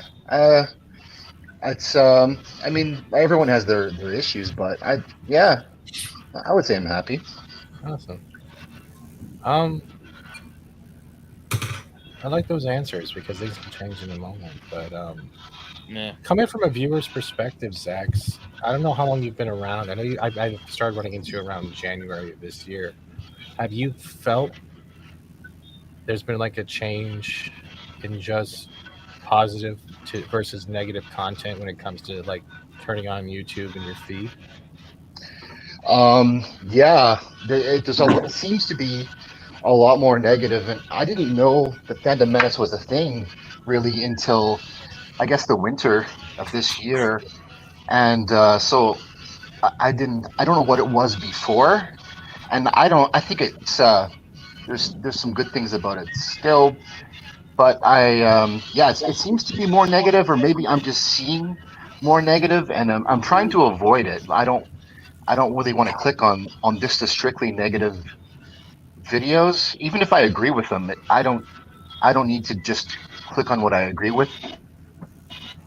Do you think this could go to anyone as well? But Zach first, do you think that when our feeds are constantly filled with the same type of shit, the same negative apprehension, you already feel emotionally drained without even clicking on the video yet? Yeah, and then you have to remind yourself to try to at least be balanced if you're going to consume the content anyway, and listen to what people have to say. But I find myself watching the first 4 or 5 minutes of a video, and then I'm kind of done with it in that I know what they're going to say, and I've heard someone else just say it, and nothing against them, because if your show's on a Wednesday and the story happened on a Friday, you're going to be having to probably repeat yourself. But yeah, it seems more negative, and so I like the longer, like I said earlier with you, those 3-hour sessions you did on Kevin Smith, because you looked at it in a different way. So I was interested in what people were saying. It wasn't just it wasn't just a 10-minute thing about hitting the same talking points and labeling him whatever. Yeah. But okay, then the question comes before I let 19 speak is: do you still believe that Jason Mewes is currently wearing Kevin Smith's skin and that he's definitely he's wearing a skin suit for sure. And Ben Affleck is wearing Jason Mewes' skin, and so forth and so forth. Probably, yeah. One thing though too is like what I've liked about some of the stuff I've seen, things like the Babylon 5 stream. I never would have watched that show. You guys got me watching it. I'm really loving it, and I like watching streams with people talking about things they like instead of things that they hate. Yeah, well, that's what I was saying earlier. Watching like people's reaction videos to MCU films, Star Wars, and just old classics, basically. Just people talking about, especially experiencing it for the first time, because you get that fresh reaction, and it's really nice to see. Because especially now for me in my position, I can't deal with just loads of negativity. Before, I could deal with as much of it as fucking anybody. But right now, in the position I'm in my life at the moment, I just can't fucking deal with it.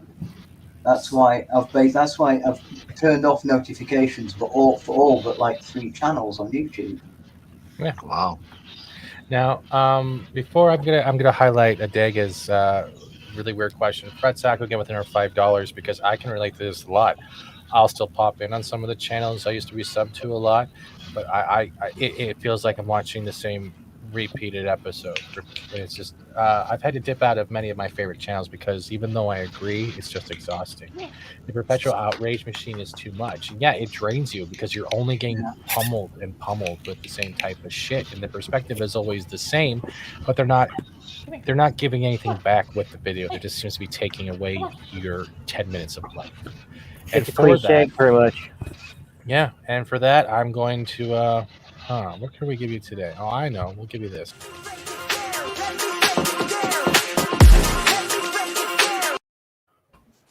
There you go, Fred. Ooh, I love that cartoon. And Yeah, we Wearing that shirt. Oh, fuck yeah. Yeah, there you that's go. the Thundercats Roar shirt, isn't it? Yeah. Okay. Stay. No, it's And not. we have a the Mongo. Roar. It's Mongo. the original. I know, I'm just being a dick. Hey, Mongo, how you doing? Thundercats. Mongo. Hi, Luck. How you doing, brother? And Adeg Outlaw says, I'm wearing Crisco skin. God, I'm never living this down with the Crisco coins. But it's so funny. I had to do with it. Andrew 20 Cutthroat 46 and 2 says, I've unsubbed from many channels that are so negative, which is inviting at first because other people feel the same way. But positivity is what lives in the long run. Yeah, you can't go through life always yelling at shit. Mm-hmm. Unlike Fortnite, where I yell at everyone, so it's different. Yeah. That was funny. That's a different kind of yelling, isn't it? But no, quickly, I think that's one That's of the fun problems yelling. it's had. Is Yeah. there's too much negativity, and you can't survive on negativity. Nope. No. No, I can't. I've lived my life through negativity. I don't need it anymore. And the thing is, with negativity, I'm going to go back to like something my mom used to say to me, and I don't agree with it. If you have nothing positive to say nothing fucking at all. And that kind of bothered me because if you're having a bad day, and this got drilled into me, if you're having a bad day, you're not even allowed sharing that. Why am I feeling guilty sharing my bad day? It feels like I'm dropping my problems on people. And I would apologize for it. And I started realizing that's a mentality that's not healthy because you're not always going to have the good, but you're always going to have good and bad. You can't just have one or the other. It's the same way it falls in line with the Kevin's missing. Well, if you don't like it, don't talk about it. And fuck that. That's only making yourself on the inside dying quicker because you're not getting out what needs to be said, and you're not getting the perspectives from other people to help you calm down or see whether you're right, you're wrong, whether you're overreacting or underreacting. It's well, yeah. I mean, I heard something in rehab that it's kind of like that. It was like whenever you think of something to say, you ask yourself 3 questions: is it nice? Does it need to be said? And does it need to be said by me? Now, the "is it nice" thing, I don't agree with that because sometimes you have to say things that aren't nice. Mm-hmm. But the other 2, does it need to be said? And does it need to be said by me? If you ask yourself those before you say anything, then even when, like you say, Stephen, you've had a really shit time and you need to talk about it, yeah, yes, it needs to be said. So, if it needs to be said, then you should say it. You should get it off your chest. I agree. So, that's one thing that bothered me about my mom all the time, dude. And I got over it.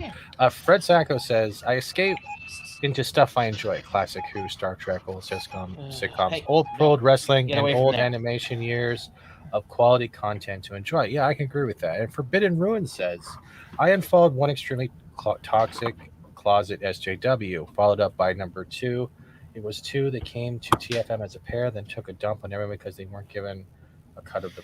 Yeah, you're going to run into that stuff all the time. That's the entitlement factor. And the thing is a generalization. You got to work hard. Even if you work hard, guess what? You're still going to fucking fail sometimes.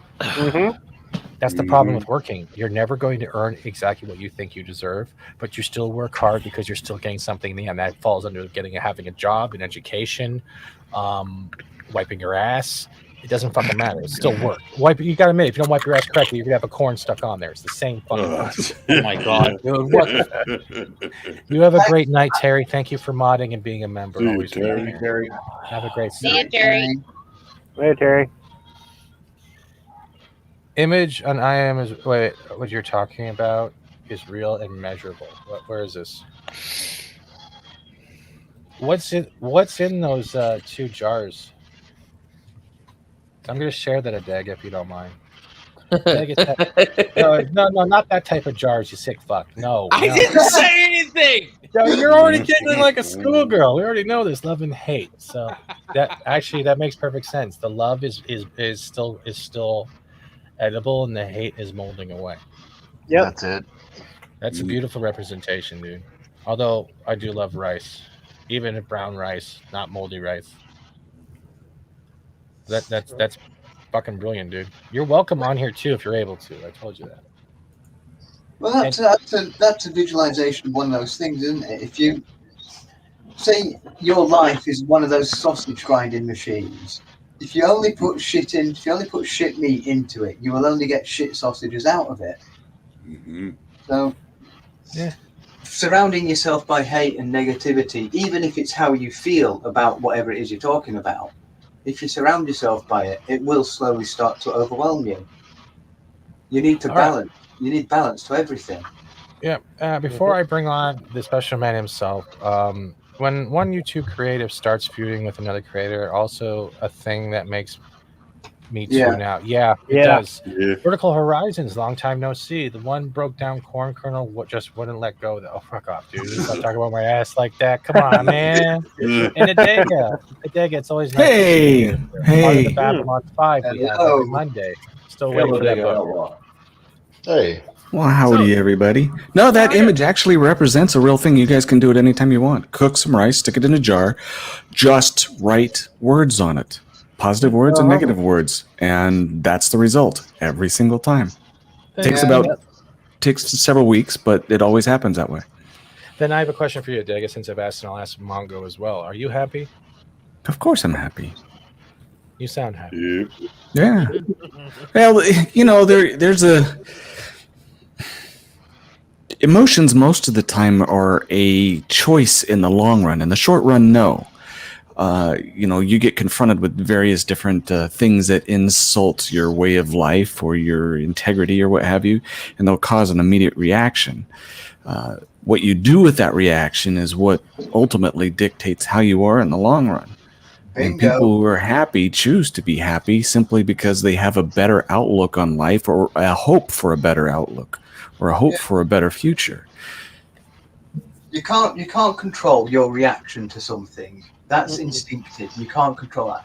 But what you can control is your response to that reaction. Right. Yep. Right. That is Shock how- to some insult, shock to some type of aggression or what have you, that's normal.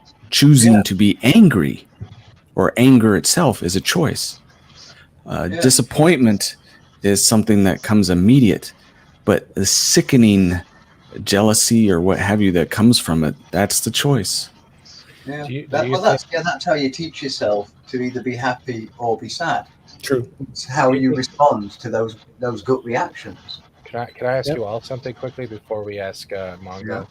Do you think the inability to let things go is also a cause of why people can be very, very adamant and always maintaining their Yes. Yes. Resentment. Resentment is the biggest cause of relapse in users because people just can't let go of shit. Yeah. You think of World War II. Yeah. Go ahead, I'm sorry.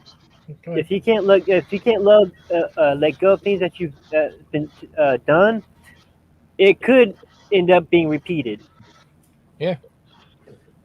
And you won't even realize you're doing it, or you keep repeating it over and over again until because you're always expecting a different outcome. And you just Deja vu. Yeah, if you can't let go of something somebody's done to you, it will just fester and it will eat away at you. Because they're not Which thinking is why about it's it. called. They don't care. Yeah. Well, yeah. I mean, you made mistakes. Did you learn from those mistakes? Yeah. If you didn't learn from it, it will be repeated. But if you did learn from it, you've let go of it and you've moved on. But you still remember it to make sure you don't make that mistake again. Yeah. I mean, that's the thing you hear a lot in fucking recovery. That is, mate. Vertical Horizon says something. Best way to combat it is to not get too serious about culture war and just mock and laugh at the colorful dumps of others' current entertainment. That's exactly why we did. But that's true. Yeah. That's exactly why when we did the Smodcast, it took 2 days. I know, and the majority of it was just pure bullshit. But you guys were just making it funnier. We were also being direct. We were also being direct. Yeah, direct. You were being direct. You were responding to what was being serious, what was pretty much pissing you off, what was thought you were just funny. That's I can totally get behind that. That is the best way to combat anything. If you make fun of it. FS knows that I do this all the time, and you know I do this. I don't need to explain. Yeah, I'm just waiting for you to be funny. Oh, fuck off. You're still waiting for that YouTube notification. Atlantean is now funny. Well, you also got to remember from FS's perspective, what FS finds funny is me going into rage mode. Yeah, that's pretty much it. Yeah, it's like so whenever I go into rage mode, he's laughing his ass off and nodding his head. I mute myself. But Bruce, 1 second. Mongo, are you happy? Yep. Best answer yet. Just yeah. You dressed up in a gorilla suit, man, for God's sakes, and you had a blast. Come on. Well, yeah, that's why I said yeah. Okay. What was that? I don't Bruce? exactly know what you what you want to hear, but No, I yeah, don't know. I just want to know if you were happy. yeah, That was it. yeah, Plain and simple. and yep. Mm-hmm. I'm sorry. Did I make a really awkward question? Can I Oh have a yeah, I railgun? just gave him an answer, and that's it. Okay. Yeah. All right. Can I have a railgun? Ah, No. sorry, not playing right now. Neither of us are playing right now. I think. I don't know. No. You might be playing some Fortnite on the side, but I was just going to say that I invited 32 flavors of Nick Weiser in here Okay. because I said you want to come over to Steven's channel right now if you can, because we kind of hit on something. You've hit on something here that he's been doing for about a month and a half that I know of. Yeah. And he does a Tuesday night stream where we always I'm in chat with him usually, but he goes over a movie from the 80s that he loves, and he'll have a full panel, and they just talk about the movie and how much they get a raging hard on, or how much they love it, Yeah. and it's fucking healthy. Yeah, one of the 3 channels that I've not muted notifications on is Critical Drinker. For his happy hour videos, when he brings on somebody and they just talk for like fucking 4 hours about a film. Yeah. Oh, that is amazing too. Yeah, they did True Romance the other day, and it was fucking amazing. I say, I actually enjoy the Critical Drinker, even when he's actually criticizing something. Oh yeah, because he doesn't beat the horse repeatedly. He flogs it once, sends it off to the meat grinder, and moves on to something else. It's like one and done. Mm-hmm. That and his criticisms are hilarious. Well, yeah, the thing about Justin Guy does the same thing. Yeah, the difference about Drinker is he's a writer. He actually knows proper story structure and things. He's not just bitching about the fact that he doesn't like the SJW this or that or something. So the way he puts it across, plus the way he does it as a drunken Scotsman, which, as an Englishman, I've known a lot of drunken Scotsmen in my time. It's fucking brilliant the way he does it. Is he actually Scottish or or is he English? No, he's Scottish. He's Scottish. He is He's Scottish? Yeah, he's Scottish. I tell just by the accent. Yeah, dude, I have a hard time telling the difference between British and Scottish. It's okay. He was here now. It's not a Yankee thing either. It's just sometimes they blend a little bit because the voices kind of sound similar. Don't say that. No, they don't. If he was here now, you would be able to tell night and day difference between him and me. I could probably tell the difference between Drinker and Lethal. No shit. I've never heard Lethal talk. That's such a variance. Before we get into this, sorry, Brett Cohen says, love, hate, happy, sad. They're just polar opposites. We don't always need to fit why I said content I'm doing housework doesn't make me happy, but it will bring me fulfillment further down the road. But that makes sense. Yeah, that's true. We also have another one from Fred who says, Drinker has introduced me to so many movies I need to revisit. Super smart dude. Zach Simmons says, Drinker's funny and entertaining. Doesn't feel negative. He hates Steven Seagal movies, and I'll never forgive him. But I go into the chat room, like, what's your favorite Steven Seagal movie? He's like, fuck, I don't have a favorite Seagal movie. You see Drunk 3PO right after, be like, this is hilarious. He'll bring it up later. Like, I kept trying to. Anyway, that's right with the fun of it. That's not true, actually. He liked Under Siege. No, he didn't like any of them. Unless it's changed. Put it this way, he likes the cake scene in Under Siege. I know that. Everyone likes the cake scene in Under Siege because it's almost movies. Well, look at Polly's minion. She's getting like a schoolgirl right now. I know why I like it. There's cake there. It was the cake, yes. I like that icing. Hell fucking yeah. Now I'm gonna quickly put a quick clip in because I know this makes a lot of people laugh, and this is why I love Az. Because I really would love to talk to him again, but here you go. FAT-STEVENSEAGAL with 2 Canadian. Drinker was so mean and mocked my fatness and movies. Shut up, you fat fuck. No, that's a Yorkshireman. That's a Yorkshireman. That's a man I'm proud to say is from my county. Yeah. But that's why I love people like that. Like Gary, I know we were talking about the whole, he's just a single, same human being. I still freak out if I'm ever in the same chat as him. It's only been like once or twice because I met Gary through Az. Az was still doing World of Warcraft videos. I watched those, and then I met Gary when then the FNT before the FNT blew up. But FNT he had that night, and he says, if you find something you love, start making content. We need more channels out there. Start doing this, and we did. He said when he was out there asking for a assistant or someone to help him, that was when Lady Gravemaster came on. That was the same day or the day after I reached out to Lorena, and now look where I am. I'm co-hosting with her, and I don't regret it.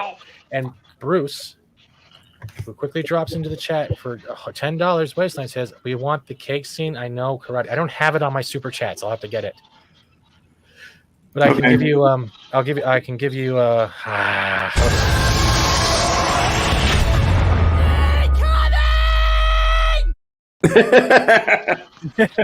Wow. What, too loud? No. That's actually done by Bucketheads. Those guys were great. I got to interview them. They're doing the, you know who Bucketheads are? They're doing their own Star Wars miniseries. Oh yeah. They actually did a good Star Wars fan film. Have a good night. Have a good one, guys. See you later. Mongo, it's always a pleasure having you in the Fortnite and stuff. And I love you, Bizarro. I love you. Hey, who's got... Wow. C-Lab 2021. But yeah, like this is like I love discussions like this. We've almost been going 2 hours. We have been going 2 hours. Does it feel like it? No. Yes. Oh my God, we have some Atlantean. We have a fan for you. Huh? Oh, lovely. Oh, Dad, man. Dad, are you there? Well, hello there. This is where you talk. Yeah. This is the bit where you open your mouth. Dad, man, are you muted? No. Is your mic physically muted? Does anyone else speak mime? Not with that face, no. If you're in trouble. I love that face. It's so good. Everyone's just like waiting for him to say something. Well, I can't. I had there we go. everything muted. You did, didn't you? How are you doing, Yeah. Dad, man? Doing good. Thank you, Gibb, Yeah. for having Mrs. on today. It was definitely Oh, you're fun. welcome. I'm gonna quickly swat you beside Atlantean so you can say hi to Atlantean. Atlantean. On with the rampage, brother. Actually, I really can't. Of course, I always have to say hell to Atlantean. He's a great, crazy role model. But I really also wanted to say hi. Yeah, he is. But I wanted to say hi to Apollonie's minion, though. Because I never got to talk to her directly. How are you tonight? Pretty good. Glad you got your tire fixing back on the road. Oh, I hate that shit. Which one was it? The steer, the axle, or the tandems? It was my drive tire. Ooh. That No sucks. damage. Hey, you can still go on it. You can still go on it. You still got 3 more. You go Well, so far with it. I had a tire right next to it, so I have 8 tires for my drive. Oh, yeah, you got So plenty of luckily, I didn't have a super single. So Ooh. Yeah, I couldn't imagine waiting 4 hours for somebody to come to you, though. That's crazy. well, it only took me 3 hours to get there. Yeah. Where are you right now? I'm in Salt Lake City, Utah. Been there. Oh, Been wow. there. Made deliveries there. I'm on my way to Corinne, Utah, to deliver to Walmart. All right. Oh, I know what that is. Yeah, I have. I know that one. 19,000 pounds of plastic cups. Really? That sounds exciting. They haven't banned plastic cups Not yet. me. I got Not yet. I got 40,000 pounds of chicken in the trailer. So, is it fried chicken? No, it's frozen chicken. Oh, fuck that. I gotta used to keep do it in that. the good thing. when I was a teenager, my uncle was a terminal manager for a trucking company here, and so I got a job tarping the trucks, in the summer, which was very hot work and all. But it was really cool because when they had the refrigerated trucks that we could actually do stuff with, it was nice to sneak in there and cool off for a bit. Yep. Yeah, I used to do reefer. I still do reefer. We all used to do reefer. I still do reefer, but Not me, Bruce. Not me, Bruce. I've lived a very sheltered life. He only did mescaline. See, you got to start using words I know. You know, I'm dated. Okay, sorry, peyote. He only used peyote. That makes sense. I know what that is. I only did I love Crisco. my. No, you only did. Oh, Crisco. fuck off with the Crisco. I did a line of Crisco, and then I I covered did myself 3 in years of peyote and reefer. jumped on a twister. You did what for 3 years? I did refrigerated. Refrigerated reefer? Yeah, the refrigerated trailers. I did Oh. that for 3 years. Yeah. See, I don't speak truck. Now I'm just sometimes. box. Now I'm just a box truck. Dry box. No extra noises behind my bed. The only thing Which that's is going nice. behind your, except your APU, unless you don't have one. I don't have an APU. Okay, so you run the truck and burn all that fuel. Okay, go ahead. Yep, I do. It's not her I did fuel. last night when it was 100 degrees. I just left that truck running. I do the same thing when it gets to that point. I think when I was in, where was I? In Texas, it was 115 degrees. I said, I let the damn truck run because I know my APU ain't going to hold that shit. Yeah. No, I have a really crappy Volvo that doesn't do anything. Ugh, Volvos. I have a Kenworth. Oh gosh! When you say Kenworth, all I think is that old song Convoy talking about Kenworth hauling logs. Yes, I even have that as a ringtone. Exactly. That and Eastbound and Down. Those are the two all-time trucking songs, I think. Convoy. Well, when I worked for Night Refrigerated, I had the Night Rider song as their ringtone for when they called me. Here, hold on. I'll find mine. If you promise not to laugh. But well, everyone's gonna laugh. But I think the ringtone identifies the type of personality you are, depending on how your mood is that month. Because sometimes I know people that change it so quick. Like everyone's got to have one favorite ringtone they always turn it back to, and it's that one they can always have fun with. I think mine was. Nope, wrong one. That's Jarvis from the. I have Jarvis from the Iron Man. That's not right either. Where the hell did it go? Okay, I had one sound. And then, here we go.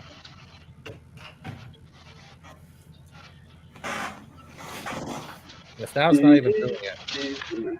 It's my man from Rick and Morty, right? So it has my man, and when I don't mute the phone and I'm getting notifications, it's like my man, my man, my man, my man, my man, my man, my man, my man. It's so fucking bad. Follow me and I have Subhuman. Stewie saying "mom" for my mom. Mommy. Yeah. What? And then she wonders why you never answer the phone. I'm like, I'm waiting for the what at the end. Mm-hmm. Hi. Yeah. And I'm she's having like, a well, brew. answer the phone. What kind of brew is it? I'm having a Shiner Light. It's not a bad beer. It's a nice little Texas beer, but having a Shiner Light in honor of our two trucker friends in the panel with us. Really 'cause I can't appreciate you guys. Thank you. I don't drink. You can drink and drive. Just make sure you just don't hit anything or anyone. Yeah. No, because I have because the company I work for is so small, the random drug tests, I could have 4 in 1 month. I just had one last month. I had 2 last month. I haven't gotten one this month yet. Yeah. No, wait, mine wasn't a drug test. That was an alcohol breather test. So you were pulled over? No, my company called me and told me I had to go to one of the clinics to get it tested. So scoped that morning. Oh, that's alcohol. Yeah, I had alcohol in it. I'll illustrate. I think I've said this before. I've never driven a vehicle in my life unless it was on Mario Kart. I've never driven a vehicle. Never. I don't know. Sometimes with all the traffic we have down here, you ain't missing much. No, you're doing fine, Steven. Don't have to worry about it. Are you And just if, terrified? and if it's not the traffic, the insurance companies get you too. Yeah, no shit. Yeah. I've flown planes. I've flown or drove bulldozers, side booms, trucks, boats. Done a little bit of everything. I got to drive a 60-foot boom forklift. One of those Pelicans. No, it was at a. They were tearing down a old building on a pier, and the construction company allowed me to drift, which was really cool. Those are fun. Mm-hmm. Yeah, it was really cool. They showed me how to do it, and they let me move the giant beams for us that we were salvaging from them. Yeah, it was really nice. They were really nice people. I think the weirdest thing I ever. Go ahead, I interrupted. So the weirdest thing was one of their workers fell through the asphalt. Ooh. Yeah. That's the reason why they were tearing down that building. Yeah, they fell through. Because it's a pier over water, and he fell through it. Oh, boy. Yeah. Weirdest thing I ever drove was this machine. It was built by Barbara Green. It was about a 30-foot high wheel, and the tractor was on the side of it, and the wheel had digger buckets. So they get that wheel moving, and then you drop it in the dirt, and it would dig about 15-foot trenches at an incredible speed. It was just a massive machine, and it was noisy as heck, but it worked really well. Now, I've been just tagged by Mock the Infinitely Tired, and I'm supposed to show this to Bruce. So, Bruce, are you there? Go ahead. All right. Looks like you've inspired another man. I don't know why I'm doing Southern accents. It's driving me nuts. But that is. You've been hanging out with me too long. Probably. That is way too cool. You did a good job, though. There's a little bit more. I very much approve. And the zombie unicorn. I like zombie unicorns. Actual zombie unicorns, not the bad streamer zombie unicorn. That one is sick. It really does encapsulate the essence that we call Kathleen Kennedy's vagina. Oh, my. Dang. I've been holding the joke until I got all the pictures. There's a young Japanese boy watching this stream right now that just clapped his hands and says, "I must have sex with Kathleen Kennedy." I must watch Star Wars. Mark, if you're out there, see that later. Yes, I did show it to him. That is awesome. Thank you for showing us that. I'm impressed by your work. I want to say one thing quickly. There's always going to be bad streamers. There's always going to be streamers that go the distance and will try to milk a cow till the cow turns into a bull. Then they're not milking milk no more. But at the same time, they're going to fuck up. We're all going to fuck up. Mm-hmm. And the best thing you can do is keep moving on. I'll be dead honest. There are days where I get fucking bored doing Fortnite day in, day out, and that's why I had to get the zombies, right? And just do something totally different. I know not everyone can play. It is cross-platform, but for me, it was something different. Just wandering around an open world, hearing the scenery, and blasting the fuck out of zombies is like so fucking relaxing. Because in my mind, I'm just putting names on each one. There's Frank, there's Jim, there's Jimbo. Yeah. Carla's mom is a Billy Bob not targeting anyone. Yeah. And that's why I love first person shooters, because like Fortnite, I get very tactful in that when fucking Battlefield comes, I'm hoping it changes the whole aspect. I know Loki's getting it too, and I really want to play with him. And my old COD clan leader got in contact with me. He says, "Yeah, I want to get back into Battlefield." I'm like, "Cool, you can come on the channel one time. We could talk." And it's just, video games to me are not just escapism, but they're a way of teaching yourself how to react to certain situations. Mm-hmm. Like situations we'll never really deal with in life, that we won't even notice that is the same as a video game. It's a different thing. Why am I hearing an echo? Someone's radio going off? Sorry about that. But I appreciate them, and I don't think you can ever grow like Dad, man. You and your missus, you're in a fine age. You guys are still playing video games, and you guys have a blast. You play with your whole family. If I ever get to that point with a family, I want to do exactly the same thing because board game night is still there, but it's not the same. It's not around as much. But video games seem to be that way to just connect with people. That's just Steven, I want to disagree with you so hard. Well, go for it. Okay, board game night down here on Thursdays in San Antonio. There's a little store called Night Watch Games. I know what that is. Yep, it is a fantastic store, and they have a husband-wife combo that headed up with their 2 dogs, and they've got this amazing Thursday night, women's night or ladies' night motif where you bring your wife or girlfriend or let them go there, have them go there, and they bond with other ladies. You take care of the kids or do whatever, but let the women just have a good night.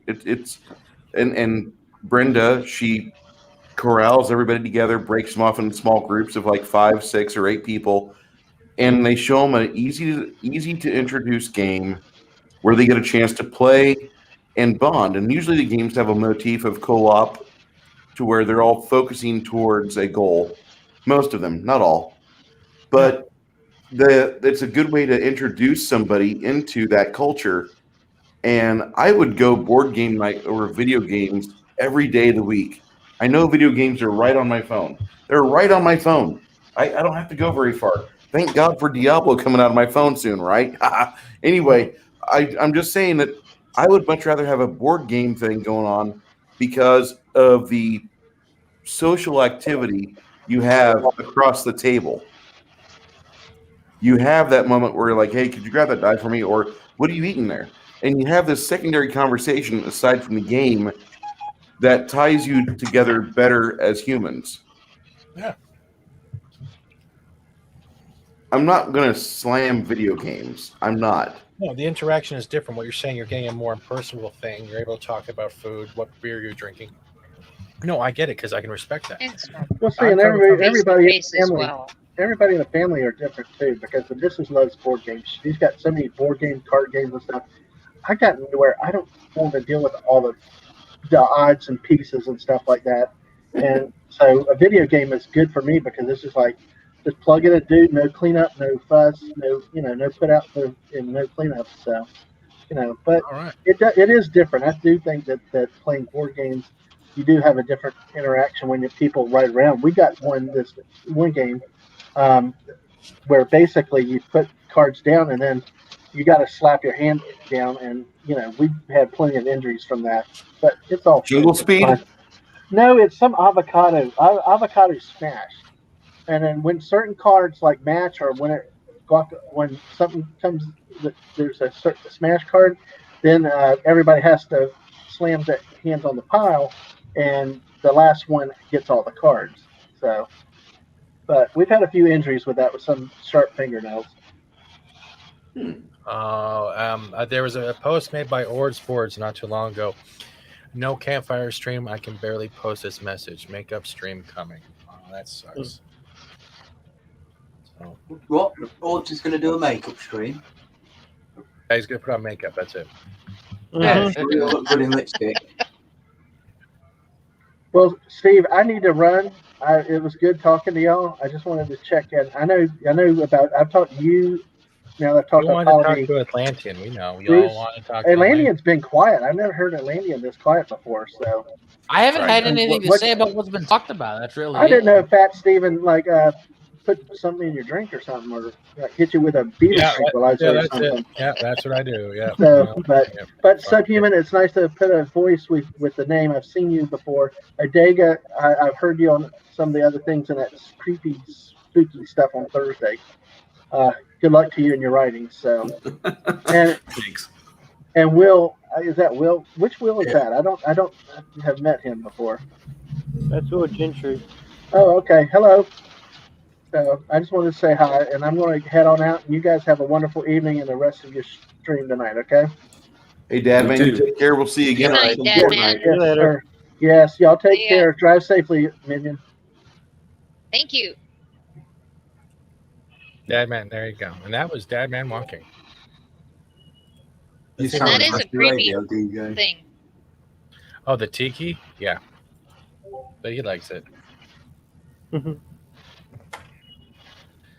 Mine's just um, my dog. That's not a bad thing. We like that little doggy of yours. She is a cute little munchkin. I see her on Instagram. I slap like. I'm a simple man. So, What the fuck? What was that? Why is this not working? yeah, I was just trying. I ain't gonna talk to you tonight. God damn it. What's wrong? Did you bummer the volume? Did I Forgot the boom the sound. volume? No, I shouldn't have. And I want to appreciate everybody in the chat that was saying food stuff about a half hour ago. I cranked out about Oh, shit. 55 push-ups. I didn't mean to do that, Atlantean. Sorry. Yeah, you did. We did that. No, I didn't. I was trying. No, I didn't. I was trying to add something and it fucked up. Mhm. Come on, show this goddamn clip. Oh my god, it will not play it. This is pissing me. Hey, Spirian, how you doing, brother? Amber is not to like the beard, hair, or in her makeup. That would not be good at all. Ford's campfire stream was awesome. We need more of that. Nothing. Yeah, I know, but his isn't going on today. Sadly, what was this? AFK. All right, yeah, but that sucks. I'm trying to get something to work here, but it's not working the way I want it to. Is it StreamYard's fouling up, or is it something else fouling up? It might be StreamYards, or it might be my inability. Here, hold on. I'm just gonna close that. But I'm just gonna put it like that. Can I make it bigger? Oh, that's too big. Let's just try it this way. Share screen, Chrome tab, share audio. I thought I was gonna be smart and quick-witted. Be like, yeah, it's not showing anything. What is going on here? Wait, hold on. Let's see if I can play it. No, okay. I'll be right back. I'm gonna refresh. Oh, All I'm right. first. Hi. Hey, sweetheart. All right, so what can we do to get his channel deleted while he's gone? Oh, he's back. Damn it. Oh yeah, fuck you.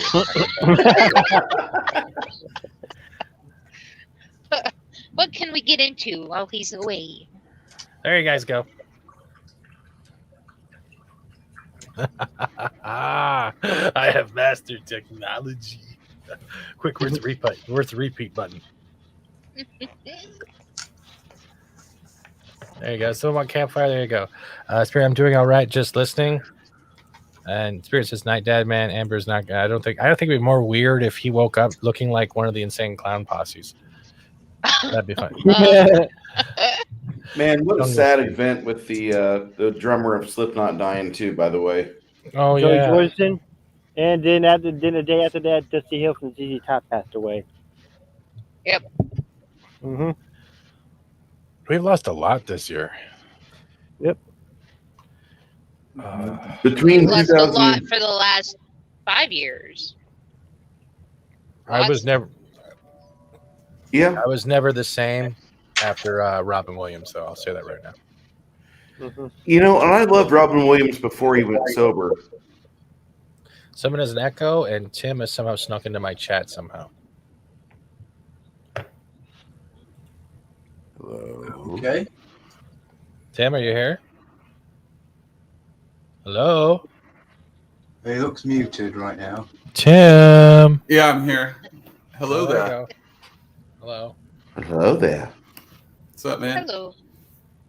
Ladies and gentlemen, Kylo Ren. However you guys like the campfire, don't burn yourself. S'more, man. S'more. There's no s'mores here. It's only Zool. How are you doing, Tim? Pretty good, man. Pretty good. I like your the vibe here, man. Very chillaxed. Love it. That was the plan. I didn't want anyone to feel like I'm too drained to do anything negative. I just like talking. Plain and simple, I like talk people. I like conversation. Yeah. I don't do it much here. I used to do it a lot at the store. when I got laid off in November by email, that was pretty much my only social interaction per week, and then the lockdowns, you just didn't have any opportunity. Yeah, I want to bring up like your buddy talked about the board games. Yeah, board games are like more personal and fun. Like they're great, but like we live in a time where we can't really. People are trying to get used to that again. So we had to like get used to being online with each other. But yeah, that's all I had to say. Well, there's nice apps and programs like Tabletop Simulator. Oh yeah. You have to rebuy your game now in a virtual aspect, which I fucking hate. I think if you buy a board game that's in the physical copy, if they have the resources to make a virtual version for TS Simulator or for anything like that, they should give you a free version of it for your phone or for your computer so you can enjoy it at home should you be stuck in lockdown hell. I agree with that. Yeah, talking of board games, I'd be willing to pay $10 more even. Yeah, we're talking of board games. I was the undisputed Trivial Pursuit champion at rehab. I was quite proud of that. Is it because everyone else was asleep? No, I was literally undefeated. Yeah, no, it was good. Just I have one more joke. Was it because the first question was, "What is your name?" and you were the only one who could answer? Come on, Will. Yeah. Come on, that was good. Yeah. That was good. I'm not even going to deny that. No, it was fun. I mean, I've not played. That's the first time I've properly played board games for years, and it was fun. I mean, obviously winning made it more fun, but just sitting down and playing, just spending an hour just playing a board game with somebody or a couple of people or whatever. Burning question, Shay, from Shay. Is your eye fine right now, Fat Steven? Dude, it's still there, and I just got back coherent, like, vision in the right eye. It has been brutal all day. I still have the eye saver mode on my monitor since 7 o'clock this morning, but yeah, it's getting better. Oh, Dave, what happened? Eyelash or something happened with my eye. Something got scratched, and I literally I had to do the Mrs. Dadman stream take as she was the guest for the Fortnite stuff. So I had to do that stream with literally one eye funking up, and it's been funking up all day. But I pushed on. It's been brutal trying to do thumbnails and shit. It really has been. But I got through. Bruce, one day I might bother you to try to work it out. Actually, Brett, I'm gonna help you right now. Let me remove the fire quickly from the studio, and I'll show something quickly. And you want to know how to put the icon on your little circle for your YouTube, right? You don't have to do it now, but what you're going to be doing, the new tab, as you see here. I'm gonna have to share it first so you can actually see what the fuck I'm talking about. I was about to say. Yeah, there you go. I'm having it right now. So you see how usually you'll have a tab like that. What you do is you usually go over here, and then see. There you go. You can see all my alt accounts now. I am Lupita, yes, and Nicolas Cage Loki, yes. That's all this. But you click on that, and it's gonna have a little icon for like your Google account right here, right? Mm-hmm. You'll click on that and it'll open up your Google account.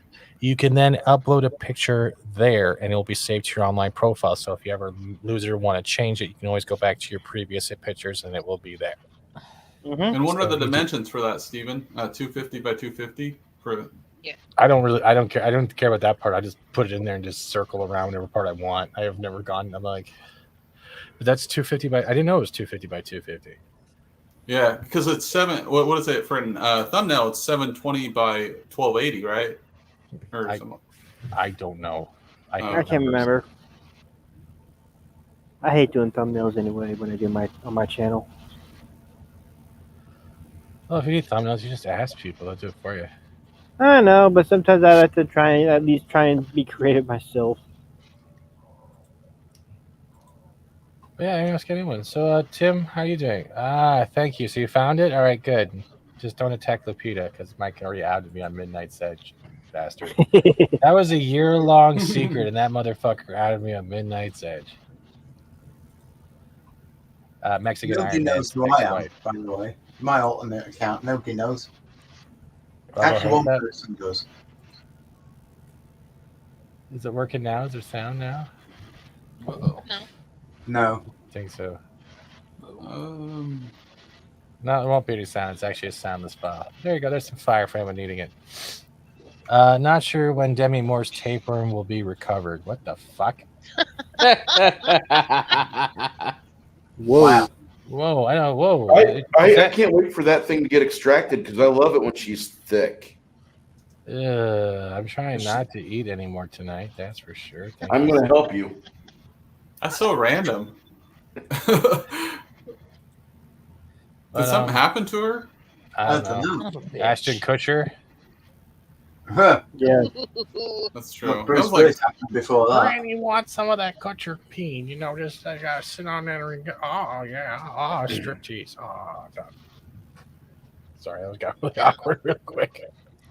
See, I just think that's a fucking demotion. She went from boning John McClane to the guy off that 70s show. The dude, where's my car? Yeah, exactly. It's so fucked up. But yeah, that's. Yeah. I'm gonna have to change all my alt accounts now. I just realized that. Yeah. Now I'm gonna change every fucking one of them. Because that was it. But Tim, how are you doing? Oh, you having pretty a good good. day? You happy? Yeah. It was pretty good. It was more a relaxed day. I had a good gym session earlier. I went on Bastard's channel and talked about the Ghostbusters trailer and Ghostbusters 1 and 2, and like how we didn't like 3. But like I'm pretty optimistic about Ghostbusters. We had a pretty good stream of talking about The Matrix and Inception. Obviously Matrix 1, but like I felt like it was like they're both like movies that we'll remember for moving on in like history because they're kind of mind blowing. And my next topic is what's more epic, 300 or Gladiator? More epic, not better, more epic. So yeah, 300. Yeah, that's I'm saying. Like Gladiator may be like better on paper, but like more epic, 300, man. This is Sparta, like that Spartan kick. And I really didn't like the dialogue in Gladiator. Oh, you did? Are you not entertained? What about that speech when he's like talking to Walking Phoenix, sort of though, and he's like, I am Maximus Decimus Aurelius. Father of blah blah blah. Like he goes in that like deep. Yeah, I thought that was pretty epic. It was all right. I mean, that scene wasn't originally in that movie. That scene where he's giving that speech. Yeah, have a good time. It's not accurate. Somebody saw, I had no idea who, but somebody saw like a preview screening, and they thought they didn't have enough sort of gravitas to it, so they put in that Maximus Decimus Aurelius, father to a murdered son, husband to a murdered wife, blah blah blah blah blah. So somebody wrote that and added it in to give it a bit more weight. Quick thing. Supposedly Ashton Kutcher doesn't shower much. I could see that. I could sell him some soap from Duke Cannon. Well, there's the answer then. Demi Moore's obviously into a bit of musk. She likes some stinky. That's a lot of musk. But you were talking Ghostbusters. That's actually some of the toys that are coming for Afterlife. And I'm excited for the 3 on the left. Ooh, that's cool. Rewatched both recently, and Gladiator I don't think holds up as well. Nah, but also 300 and Gladiator are kind of like different, or like totally different styles in a way. Yeah. One is literally dealing with a whole contingent of warriors defending like the past, while you have another one who's trying not only to reclaim his honor and name, he's trying to survive the whole Colosseum itself. So I guess it's one man versus a story of 300. Yeah, it's like a king. It's like a king living like in the poor life. He's always lived like more of a privileged life, and now he sees it kind of from a different perspective. Like what I'm going to do is show like the trailer so people kind of get. That's what I did in Inception and Matrix. Yeah, I showed the trailers first so it get fresh, and I compared the Rotten Tomato scores. Not that that really matters today, but that was 2010 and 2000. So no, I like to talk about movies I like, or I try to talk more positive about stuff. Like I legitimately liked the Ghostbusters trailer. I'm gonna be straight up honest. I loved 300. I actually got the special when it came out on disc. I have the little statue of the helm and everything. It says 300 on it. That's honestly really cool. Michael Fassbender is actually in that movie. That was one of his first movies. He was like kind of like a side or bit character, really. All right, well, if you had a choice to only watch one movie, would it be Ghostbusters 2016 or Last Jedi? Oh my gosh. Oh my Leonard God. Part Neither one? No, you have to watch one or the other. You I have hate to admit this, but it'd be Last Jedi. I'd watch The Last Jedi. I think Leonard Part 6 as the first black superhero movie, 1987, is a better choice. That's not in the schedule. That's not what I said, though. You just changed both movies here. What the I just said if you're going to smash your dick with a hammer, what size of hammer would you use? Sledge. Lego Use a hammer. toy hammer at that point. Lego hammer. Well, nothing. Shay says, just wait until the 1/8 scale of the original Ghostbusters comes out, and as an R&B, we'll be so happy. Anyway, yeah, I believe so. I almost have the owners of MO2 figured out. I know, but I need confirmation from a couple more sources. I can't wait to see that. Cohen says Last Jedi. All right, brother. And Konik also says Last Jedi. At least that movie is beautiful. The visuals are gorgeous. Hot toys. Hot toys. I like my hot toys here. I like when he says hot dog. I know that sounds really lame, but Hot Dog. Hot dog. when Az comes over to America, he's gonna die. He's gonna die from all the fucking horse lips and other cattle garbage he eats. Oh shit. Yeah. That's disgusting. I say Last Jedi to answer it. Last Jedi.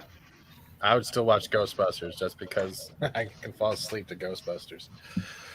I'll do the Sam Kinison and shoot the TV. For fuck's sake, you guys are cheating now. What the fuck? Well, if you turn the volume, okay, sorry. Go ahead. Oh no, Put it if on you the turn the closed volume, caption. if you turn the volume off of The Last Jedi and just look at the visuals, that's what I would do. Until you got to Finn's scenes, and all you see is him mouthing Ray, Ray, Ray, Ray. Very true. I can't stand this shit. What'd you say, Steven? I can't stand that shit.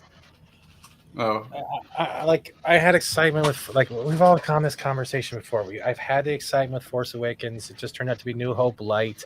They had the ability to deliver something fantastic, and they turned everything upside down into janitorial position. You want some good Star Wars? Go back and watch the '80s Droids cartoon, or was it '80s or late '80s, early '90s? The Droids. 89. Cartoon. Yeah, watch that cartoon. Then watch Ewoks and understand how much better '89 did those types of cartoons are than the movies we've gotten. I used to watch the Ewoks. That was great. It was a creepy intro. You know what I'm talking about? Like fucking hell. Ewoks. God damn, that was creepy. what do you think of Bad Batch, Steven? Do you watch that? I have not watched it. No, I refuse. I'll wait till the whole thing's out, and if I have time, I'll binge it. But what I have been watching is here, I'll find it for you.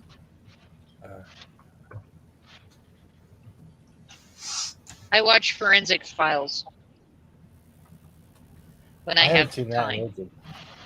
Oh, I finally They got have a around to new one watching out. It's The called Forensic Files 2. Boys. Nice. Finally got around to watching The Boys when I got out of rehab. Now, what'd you think of it? It was good. First series was better than the second, but I enjoyed both.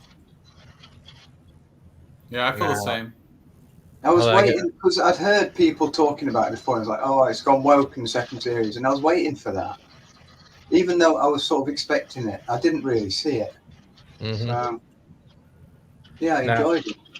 Now this is what I've been watching because I like stupid shit. Done by the same director who did Cowboy Bebop. Wait, is there no sound? Space There we Dandy. go. He's a dandy guy in space. Planet after planet he searches, discovering bizarre new creatures, both friendly and not. This series is so over the top. I can't stop watching it. I'm so upset. There's only 2 seasons. Yeah, I've got too much to live for, baby. Oh yeah.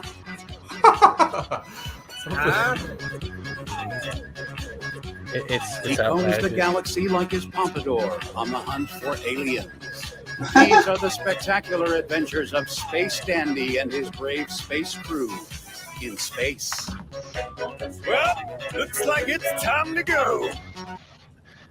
And Nice.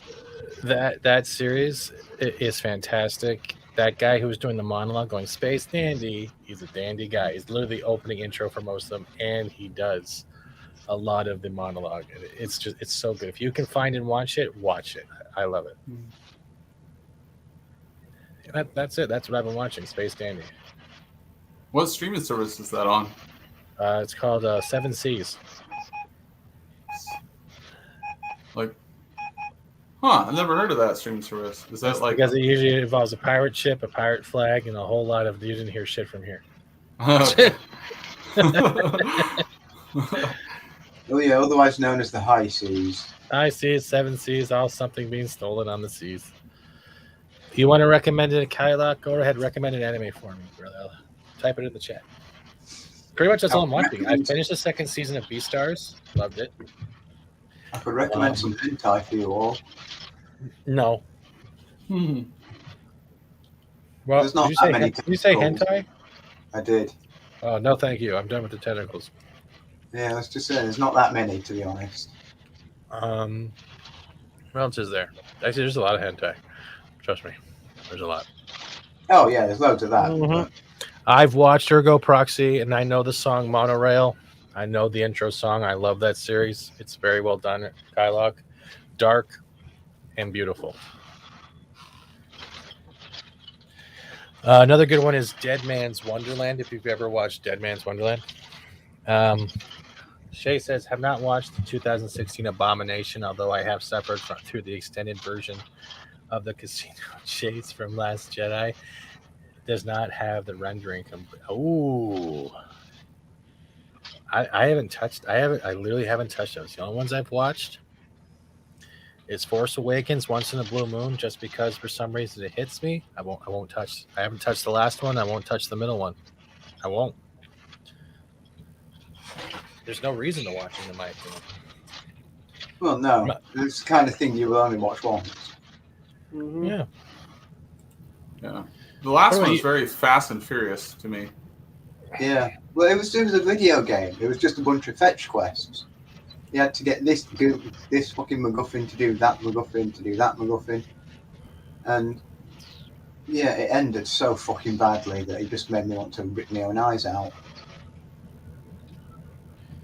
I can recommend another one. I don't know if anyone's watched it, but where is it? Netflix has a great series. Not a lot of people talk about it. It's honestly great. I think it started coming out last year in July. And if you're a fan of this stuff, it's always worth watching again. I'm not going to share a trailer or anything because I don't want to get claimed, but Siege, War for Cybertron. that's exactly what it is. Yeah, Lethal's recommended that to me. Yep. It's great. I'll tell you what, it's a good series, and it's on Amazon Prime. The Tick. That's awesome, Jeeves. It takes a good one too. For the Amazon series or the cartoon back on Fox. The Amazon series. I liked it. It was in a different perspective. It wasn't necessarily about the Tick. It was about his buddy in the gray. I can't remember that young lad. Yeah. No, it's a shame there's only 2 series of it because it was really fun. Yeah. But that guy who plays Arthur, he also voices Darth Orko. Maul. No, Orko. Oh, Yeah. Orko. Griffin Well, no, Newman. the guy who plays the Tick voices Darth Maul. I didn't know that. Yeah, it's Peter Serafinowicz. He's an Nice. Australian. He's an Australian sort of comedian / voice comic type person. Did any of you guys watch Raising Dion on Netflix? It was produced, I think, directed by Michael B. Jordan. It's it didn't get much buzz, but like as far as diversity, like which is being pushed now, I'm surprised people didn't support it. But it was actually good. Like I enjoyed watching. I don't have that. Recent? It's about a little kid that kind of gets superpower. Yeah, is this recent? What? Is it recent? No, it's like, oh man, it's probably like 9 months ago or something. It just went under the radar, but it was decent. Like the production value looked good, and it was kind of a different take on superheroes. But yeah, Michael B. Jordan was in it, and kind of some other unknowns. But it was actually good. I can remember seeing people talking about something that he was like part of the production of. So it might have been that, but no, I never saw it. Yeah. I've been watching The Patriot on Amazon, and it's got Kurtwood Smith and some other people, but it's about a bumbling spy operation. Yeah. And it's got the blackest humor I've ever seen in it. And I recommend, if you don't mind watching black humored show, the first 3 minutes of it sets the entire tone for the series for both seasons. Is it great? No. But do I laugh a lot? Oh, God. And that was The Patriot. I'm going to have to take a look at that then. Another one I can recommend, like if we're going to go down the anime route or any type of show in general, would have to be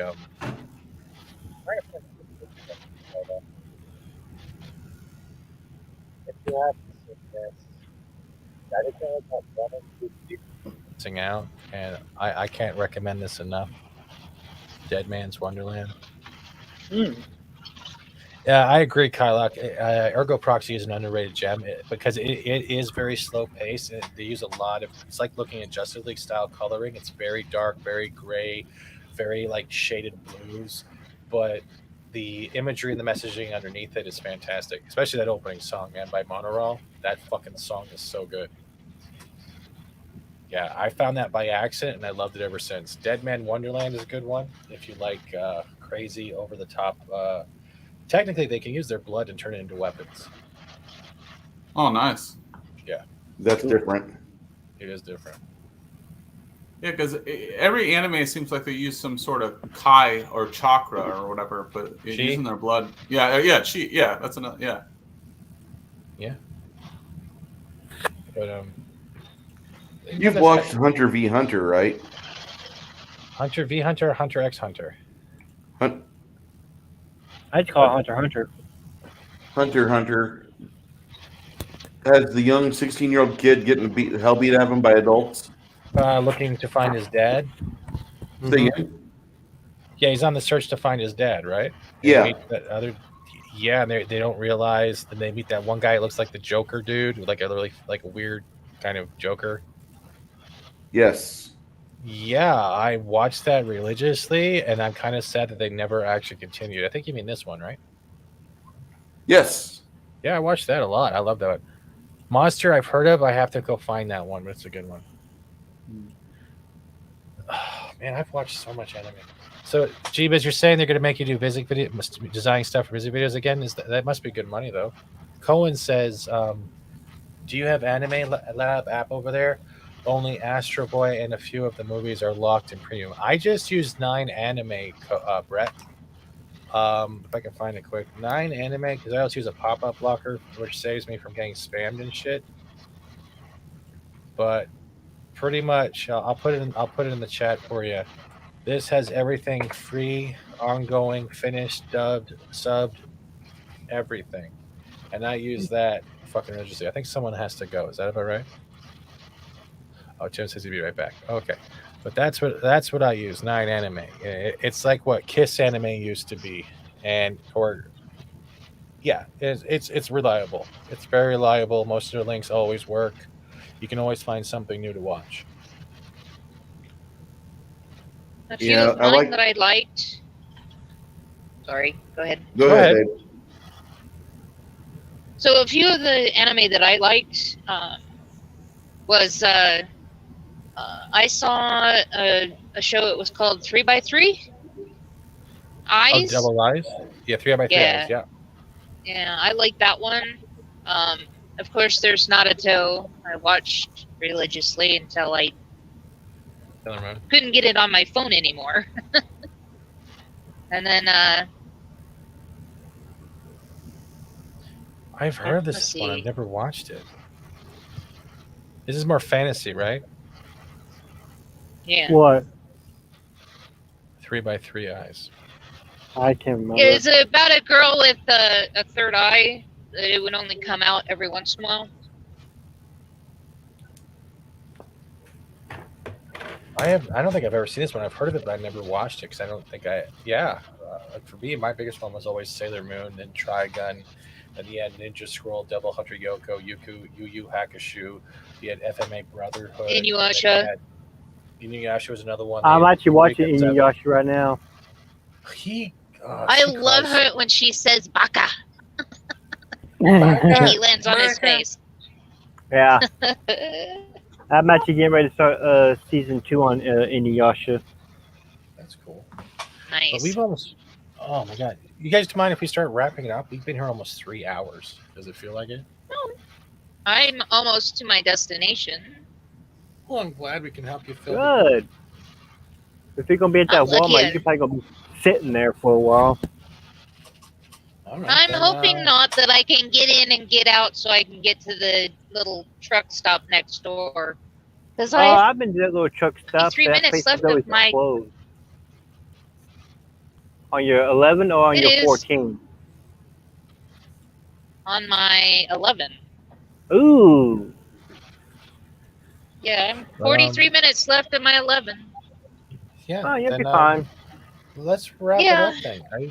Because we've been going 3 hours. It's like feels like a game stream, and I want people to go find their other channels that have just popped online too. And I want to thank you guys for all showing up tonight. Whether you're in the chat, member, mod, viewer, panelist, thank you. It was nice talking to you guys. I hope so. It was relaxing. Yes, I it's think been Rose very is asleep. fun. I think Atlantis is asleep. I think they all went to sleep, yes. I'm still I here. think one. Are you guys all asleep? No. You want me to whisper in your ear about the sweet Twinkies I ate last night? Only if you're my Ooh, I- that reminds me, I have a Danish that's calling my name. Is the Danish's name Twinkie? FAT-STEVEN. I can talk like this for an hour because it just feels like I belong in prison. Oh, and there's Thomas Gilkey. Hi, Thomas. Hey, Thomas. How's New Hampshire doing? We're having a little Bob Ross memorial stream here. I just want to paint the handcuffs ever so nicely on that fat fuck who won't shut the fuck up with the cheap ASMR. Right, a little nice right there with the handcuffs. And there's the officer taking him away with the back of his truck against his face. Look at that, isn't that nice? Yeah, we're gonna add a bird on top shitting on its face. There we go. A happy little tree. If I wasn't on vacation, I would join. Thomas, we'll try to set up another Chaturday, maybe like every other week. But I wanted to give something back to people that are not only members, just people who wanted to chill. Zach, thanks for coming on, man. We're gonna get you on more for stuff. We'll try to sneak you on a Babylon 5 sometime too. The Fruit of Grisea is a good anime series. It has 2 seasons and a movie thing. It's good despite it being ecchi. All right. I don't want to say too many words, but hail to you, Thomas Gilkey. I'd like to thank everyone on the panel, everyone who was on, who left, everyone in the chat. Don't forget Thanks, to eat guys. that Danish. Yeah, thank you. Eat that Danish. Yeah. I'm just going to keep whispering in your ear. And with that, we're going to end with the outro that I worked so hard to put people's names in, so I didn't feel like such a douchebag. Here we go. I'm running out of time, 'cause I can see the sun light up the sky. So I hit the road in overdrive, baby.